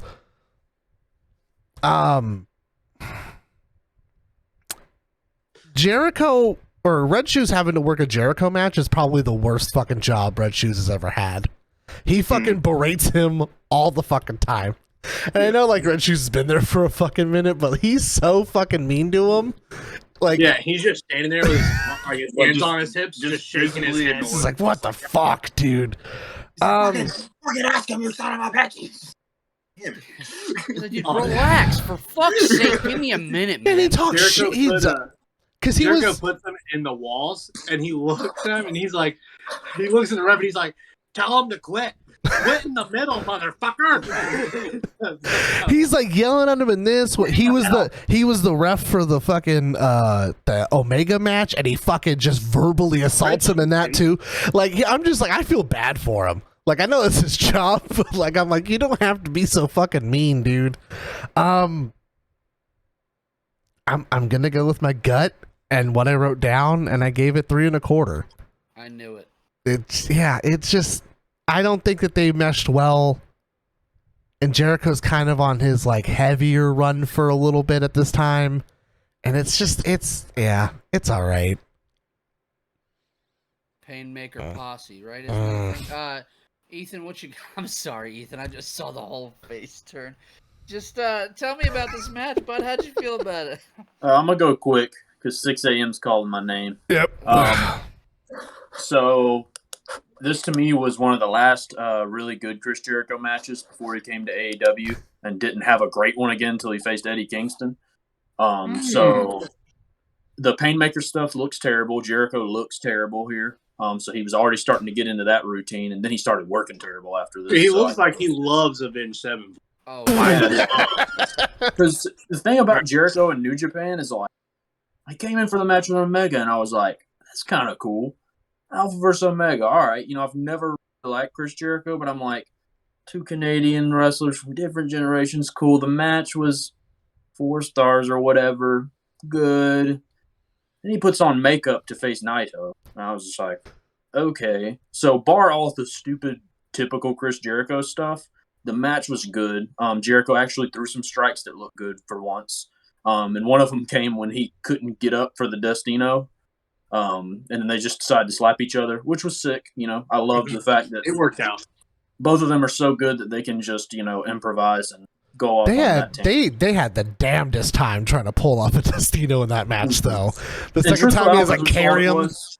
I don't want to blame anybody because I'm not a wrestler, so. Huh? Blame Chris. It's fine. Okay, cool. That's fine. I didn't want to sound biased because I don't like Chris Jericho and never have, but yeah, it was his fault. But I still thought this was a great match. 4 stars from me. I thought it was a great brawl. It was a Jericho style, but to me it worked. I don't want to see Jericho come try and work New Japan house style because it would not be good. I just feel like they need to meet more in the middle. That's fair. That's fair. Yeah. I just don't care for Jericho's strikes. I don't care for a lot of his offense. It looks like he's just stumbling around most of the time. Especially modern day shit. Like literally, dude, I can't think of a singles match he had from this point to the Eddie Kingston match he just had that I was like, dude, that was fucking great. So truthfully, You mean the Stadium Stampede match wasn't fucking just the greatest? Dog, it was kind of cool. I can't even lie. That match was fucking sweet. I said singles. That's fair. It was WWE Fest for sure. But the Nick Gage match, Dynamite. That was good. That was good. That shit did it for me. Because Jericho's one of those people that, like, that's not necessarily his style of a match, but he can fucking sell it to you. Mm-hmm. You know what I mean? Put Chris Jericho, put those two guys, tell me there's going to be fucking light tubes. Yeah. I'm going to watch Chris Jericho do a fucking lion salt with light tubes. For sure. For sure. But, yeah, man. 4 stars. Good job, Jericho. Damn. Yeah, man, I don't know. I got to go to sleep. Let's go. 4 stars. Who's next? I went 3 3/4. I liked this match a lot, though. I loved them kind of working the Jericho style because Jericho feels like he can only work a handful of styles. This was probably your best bet with the story that you had. Just get outside fast, kick it into gear, lay heavy forearms into the back so the crowd in Japan will eat that shit up. And then you just get your signature moves in, man. Go for lion salt, do the walls of do your shit with the ref. Always be talking shit. You get your dirty bullshit in the end. You get the low blow. You get a code breaker. He runs for the code breaker. It looks solid. There's not a whole lot that you can like pick out and be like, oh, they fucked this up or this up. The table spots were devastating. I love the pile driver on the table because Jericho tries to like halfly catch himself when he realizes the table doesn't break. And he's like holding on to the guardrail. And he's pulling it back as the announcers are like pushing it forward to keep it off the table. So he's like, oh shit. He's like trying to catch himself. So that's just fun. But yeah, man, that's all I got for this match. 4 star, you said? 3 3/4 stars. 3 3/4. Patty. I went 4 stars. I enjoyed it. Off the rip, I mean, it was just like, it was literally what you expected from this fucking match, dude. It was a Chris Jericho match through and through. The whole ass whooping and shit at the beginning, leading to the match. I mean, we went on for like 5 minutes before the match actually fucking started. Yeah. Oh, one more thing. Sorry. My favorite part of this match is as soon as they get into the ring and the bell rings, Jericho immediately runs for a cover, which is exactly what the fuck you're supposed to do in a moment like that. Got a 1 count. Got a 1 count and was pissed. Yeah, it was good, man. The table spot was awesome. All the exchanges were just good. It was just, a decent match, dude. Like, I don't really have too much to add to it or take away from it. Like, it's exactly what you expect. And I like it. I fucking Chris Jericho, so I was happy about it. Oh, don't say that too loud. Then we have our bona fide main event. Sorry, Ethan. We had Kazuchika Okada taking on Kenny Omega, defending his IWGP Heavyweight Championship against Kenny Omega in a 2 out of 3 falls. Kenny's pre-tape with Kota Ibushi asking what it costs to get back the title, and Kenny answering with everything. As the Bullet Club logo faded, a la like the Avengers, was the perfect way to tell you how corny and like nerdy Kenny Omega is, but also like incorporate the importance of Kota Ibushi's guidance to get Kenny to be inspired to go back for the title. Like, it was fucking perfect. The feeling out process in the beginning of this match was great, and it truly set a tone for how the match was going to go. Everything was exact and precise. Like, it just fucking rocked. These guys know each other best, and they showed that immediately. The attempted dive over the barricade from Okada, countered by a goddamn V-trigger from hell, was insane. The facial expressions that Okada and Omega shared, this was 69 minutes long, I think. Throughout this entire thing, told the story. Like, I didn't need anything else. Okada hits the elbow drop and does the Rainmaker pose, and then like kind of thinking he was approaching the end of the first fall, and then just like the camera pans out and he just gets fucking oh my God. snapdragoned. Was very, very sick. Okada counters a sunset roll up, stacking Omega up for the first fall.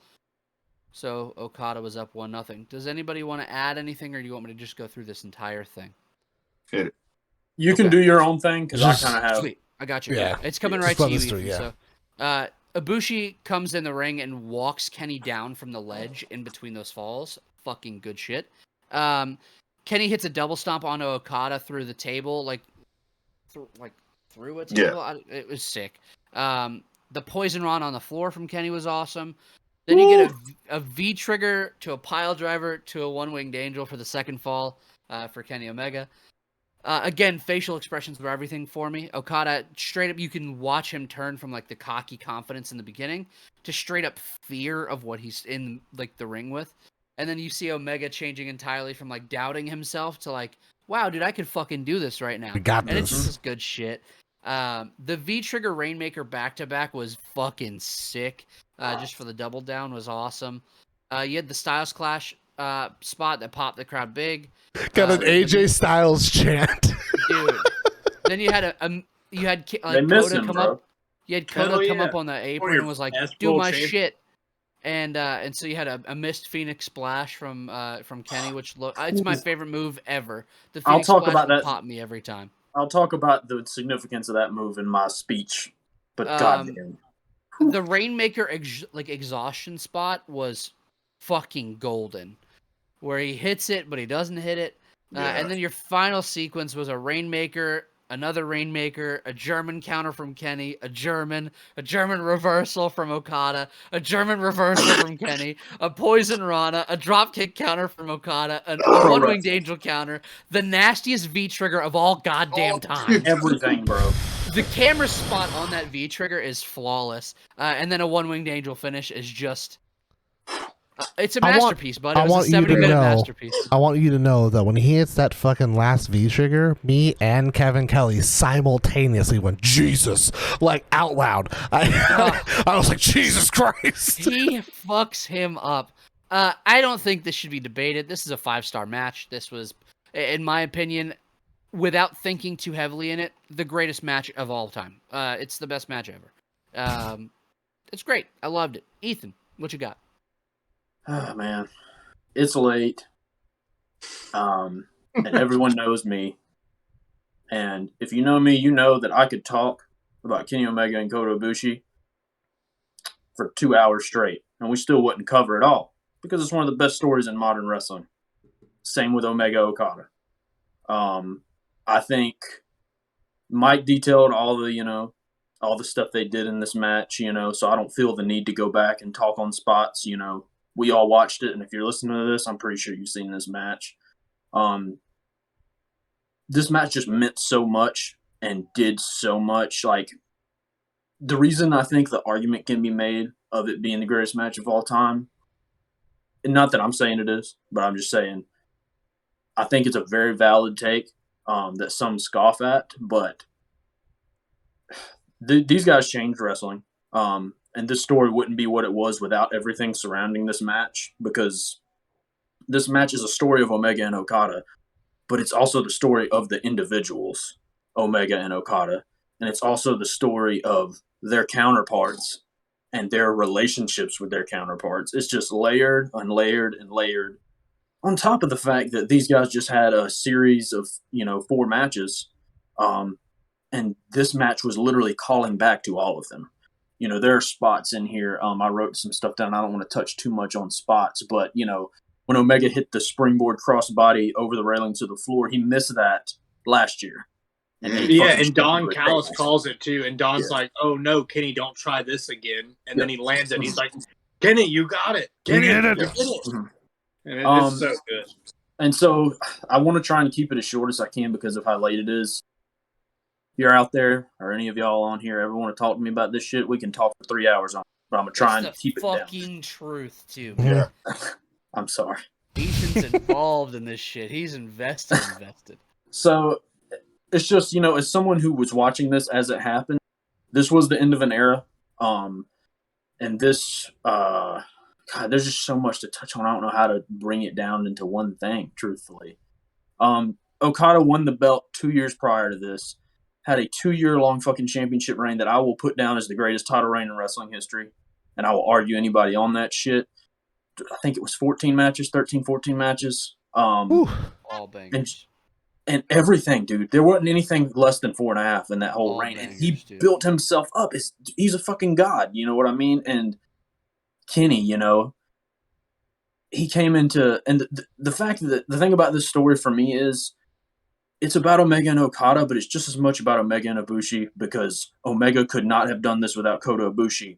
But the catch is that Omega fucked Ibushi over in his title match with AJ Styles, which is why that Phoenix splash meant so much, and why Ibushi went on the apron and told him to do it, even though Kenny distracted him when he was trying to hit it on AJ in 2015. So the fact that Ibushi can stand there and support his boy after his boy, you know, because, you know, they were together in DDT. Ibushi jumped to New Japan, became the star. Then Kenny gets his shot in New Japan, but he comes in as a bad guy. But he still fucking loves Ibushi, so he can't fucking go after him. So you end up in this match where it's AJ Styles and Kota Ibushi, and who's Kenny with? He's out there with AJ and the Bucks. Ibushi's about to win. Omega hadn't really interfered. But when fucking Ibushi gets up for that Phoenix splash, Omega goes to jump on the apron, the same exact fucking spot they did here. And it cost Ibushi the match. Fucking Styles caught him in the clash out of the splash. Boom, bam, end of story. There's just so many little tidbits that could be broken down into this match. It is the perfect match. Anyone who says less is just being biased and doesn't want to admit because, you know, some people think these guys aren't the true vision of fucking wrestling. But in modern wrestling, Kenny Omega is wrestling in the modern times. These guys, you know, I could go on about it. I'm going to keep it short and sweet. 5 stars. This is pro wrestling modernized. Kenny did it. Okada did it. Ibushi did it. The Bucks did it. They changed wrestling like no one has since CM Punk. End of story. And I don't know who's going to be next to do something on the level they did. They transcended countries. They transcended everything. 5 stars. One of the greatest matches of all time. That's my piece. Cortland. I went 5 stars as well. You can't watch. It's 2 and 3. It's 2 out of 3 falls, right? These boys are whooping each other's ass for how long did you say, Mike? It was an hour and 69 it was an minutes. hour and 4 minutes total. Oh, it's an hour. It's an hour and 4. Yeah. So they just do some of the craziest spots, and like Ethan said, all these spots have backstories. Everything means something, and that's the point of pro wrestling, right? It's that you're supposed to be telling me a story in a 20 by 20 canvas without you saying words. That's the point. And there's really, to me, there's 2 big things that stick out to me in this whole match. And it's Kenny going for the oh god, why can't I think of it right now? One-Winged Angel? One-Winged Angel. Thank you. Goes for One-Winged Angel, and it's just constantly being countered and countered and countered. And one of the times, he just gets so fed up with him while he has him in the electric chair, and he's punching him. He's like, fuck this. Throws him out and catches him in a perfect German and drops him. And that is one of his signature moves, though. Yeah, it's and like the his feet don't touch. And then moments later, you get another spot where there's that Poison Rana on the outside, right?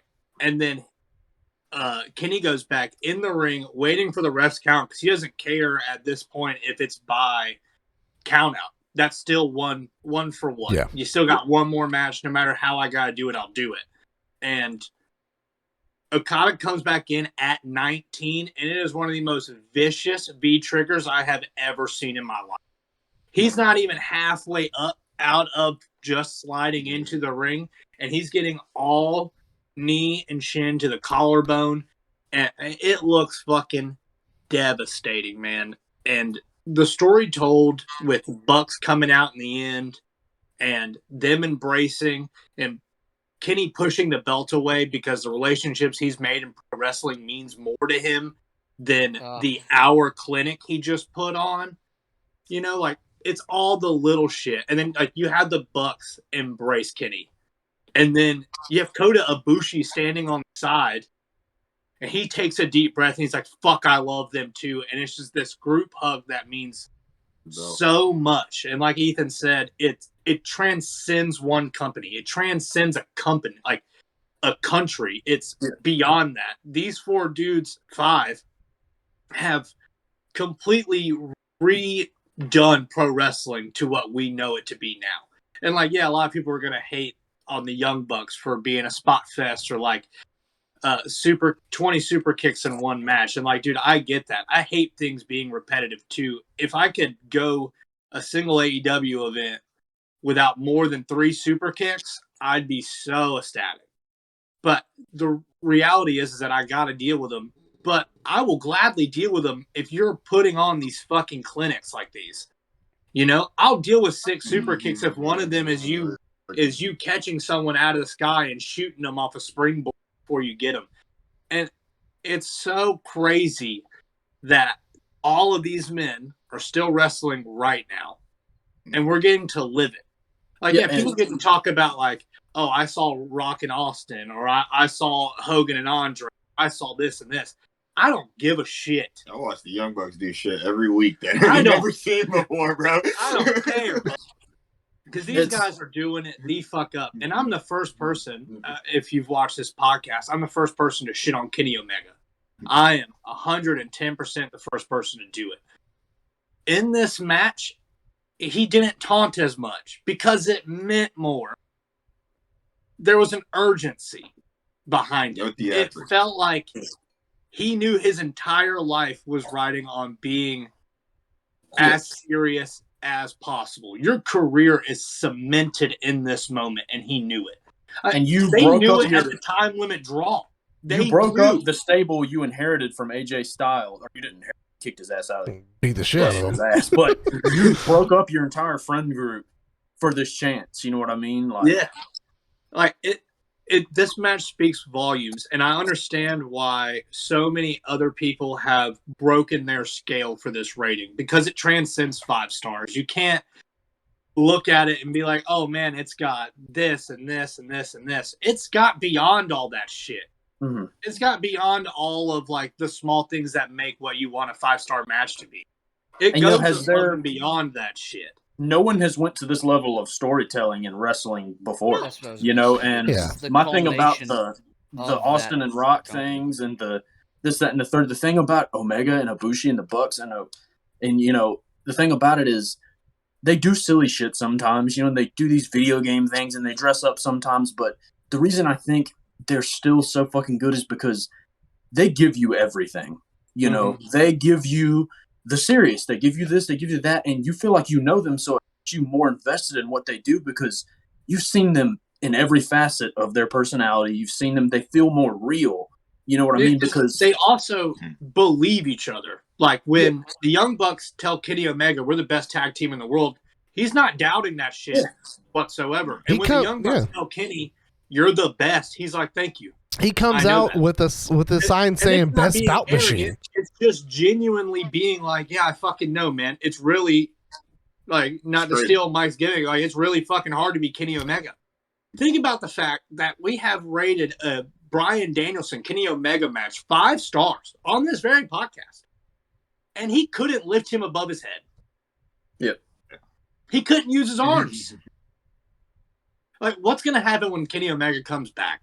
And he's 100% repaired with surgeries. Just ascending to a different level. We can go on for hours about it, dude. They're gonna have here's my truth. I'm excited. I'm excited for once for Kenny Omega's return. Like, you don't realize how good you have it until something is gone. Yep. That was the last thing I was gonna say. Unless it's Cody. You know, oh yeah, except I feel for like Sunset, I feel like a lot of times, right on. We all take for granted, not speaking for anyone else, but just generally, you know, I feel like sometimes we take for granted what we have had in front of us for the past, so let's just say 6 years with like Omega and the Bucks, because man, every week, man, on TV, fucking like when Kenny was champ, dude, he was having death matches on weekends on Impact, then he was going here, and then the story aspect of it. Anyways, I won't talk anymore. And like, it's more than just like just like one company or two companies or him just being in one country doing it. He's going to AAA Mexico. He's in New Japan. He's coming to America. He's going to that company in America, working a different style than them. And he's going to this company to work with whoever the fuck they're deciding to bring in from all over the place. Because Impact's the person that's like, anybody and everybody, fuck it. Who cares? I don't even care if you're not white. Hinting why Tommy Dreamer still has a job. Sorry. Alrighty. It's a 5-star match. What do you mean? What did I get? Just making sure. It's nuts. It's a 5-star match, man. You know, when we were talking about this match, we were talking about doing this pay-per-view last week, and the literal Mike literally looking at me and saying, "Yeah, the greatest match that you've ever seen." I literally watched it as soon as we got done with the pod, and I stayed up till fucking 1 o'clock in the morning watching that. Probably 1:30 watching that. And it's just like, I watched it on my fucking phone as well. And it's just like, dude, it's something crazy when you can transcend time. When you can watch something and you don't even realize how long you're watching it. Like when I was done with it, I didn't realize I'd be there for an hour and watch this fucking match. Yeah. It was just amazing from beginning to end. You can't really take anything away from it at all. Like we watched it back today, and I literally said at the end of the match, it was like, I'm not gonna say it's the greatest match of all time, but I can't find one better. Like you can't put much next to that shit, man. So, you know, you guys have touched on basically everything that's happened in this match and all the good points. And I'm not gonna sit here and add to the Kenny Omega suckfest, even though I do fucking love Kenny Omega. But yeah, it's just great. It's just fucking great. I'm glad that we did this pay-per-view. It's like it fucking rocks, dude. I have one last note. Last thing I say. They said that All In. This is my exact quote. They said that All In is a love letter to pro wrestling. Fuck that. This match is a love letter to pro wrestling. Yep. Yeah, man. And that's all I got to say about it. It's like, if you're a casual fan, if you want to get someone to enjoy pro wrestling, bro, turn on this match. I doubt they'll realize they just watched an hour-long wrestling match. And I can't tell you, and Mike can attest to this. Mike, how many people have I sent links to the Omega Ibushi story or the Omega Bucks story, and they don't watch wrestling? Dude. You've gone and they'll be like, and they like it. They're like, everything. wow, this is actually cool. Because most people think of wrestling, they just think of the same corny shit that's always been going. They're like, wait, this is like modernized characters with like actual stuff that's, you know, it feels real. Yeah. I was like legitimately concerned halfway through this match. I popped when Red Shoe sat down because he was so fucking tired. Yeah. Like, it was just like, ugh, God, greatness. He sat down to check on Okada. He's like, I'm fucking tired. Jesus Christ. Stayed for an hour. All right. Casey, we're gonna you. fucking. I want you to give me what the fuck I want. Okay, listen. I'm the only person that has not given a 5-star match on this podcast. If you don't give 5 stars here, Casey, listen, I swear to my God. fucking complaint is that I have to give this 5 stars. And I feel like, objectively speaking, we all fucking love the match. It can't not go 5 stars. I just don't want it to be my first. So Listen, it's going 5 stars. I'm just saying. It's going 5 stars, but nothing else has been better than it, okay? It's just not nothing we've watched has been better. You had all the opportunity in the world with 2 Taz Bam Bam matches. We've given you this. They're not 5-star matches. I don't give a fuck, dude. I don't give a fuck. Here's this, man. If we, at doing this podcast, find a match better than this match, I'm going to owe y'all something. Well, that's what I'm saying. I'm like, unfortunately for my streak of being the most cynical bastard here, this match is fucking perfect. It is 5 stars. I hate the fact that Dave had to ruin it and give it fucking 7. Corny What's bastard. the point of having a fucking... Never mind. Anyways, you guys... I would say this. If you're going to break that scale, do it one time for this match. One time. That's it. It's transcendent. I will say, because you guys have touched on every spot, callback, all of those things. What really sends this into overdrive is the shit that they didn't pay to have happen. You have back and forth chants of Omega and Okada in the first fall. In the second fall, it is fucking... The silence is fucking creepy. with just pockets of what sound like just like groups of girls like desperately crying for Kenny. The whole 30 minutes of that second fall. And then you've got fucking in the 2-minute rest period, Okada lays fucking motionless for 2 minutes. Bro. He has a fucking welt on the side of his face as the fucking it's just an imprint. It's just an imprint. Kenny does not give a fuck, and that is what's so. But it's like you've got. In this point, the smirk on Okada's face after he gets up after that 2-minute period, he's like, well, because he's cocky, bro. Well, because he's laying there the whole time, but then he's getting up and he's got Gato fucking holding off as long as he fucking can to give Okada just 2 more seconds of rest. Once again, he's got Kenny's knee pad is printed onto the side of his chin. Like, that's how many times he's taken a V-trigger to the face at this point. Like, it's all of the little things in this on top of the fact that, we had counter after counter of all these things, and you've got the Okada but like the counter means something. I know. What I'm saying is like, you have all these perfect moments, but then there's so many times where it's just like, oh, I'm gonna reverse your finisher. But like to this and to Don Callis' call and to his point, Okada has never kicked out of the one winged angel. No one has. You know, at the time, it's one of the most protected. It's one of the most. It's one of the most protected moments. It's one of the most protected moves. It's so cool because it's like Don's just calling it 100%. Like, Okada, you're one of the best in the world, but if you land on your head from this move, you're getting a 3 count. Bro. And that point in the match where he kept trying to hit it, and it was just like reversal after reversal, literally because they were so fucking tired they couldn't lift each other up. God, but then it's also just like, and obviously people didn't know some of it until after it already happens. But once again, you have Kenny becomes the face of New Japan. You have Okada goes fucking just cuckoo bananas, dyes his hair red, he has a balloon and shit. It's all weird as fuck. But like, it's like that's what this match meant to both of them. Yeah. It's like literally Okada loses and he basically has nothing.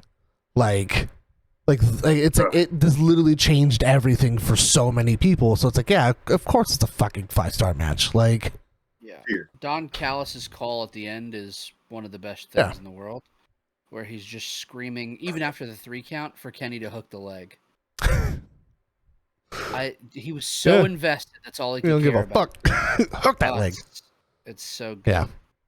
Good way to end a 4-hour and 54-minute match or pay-per-view. Jesus Christ. Let's close this one out, boys. All right, guys. Yeah. Well, for everybody here at the Up and Over podcast, for Cortland, for Pat, for Casey, for Ethan, for myself, upandoverpodcast.com for all your Up and Over podcast merchandise. We'll see you guys back here next week. Have a good one.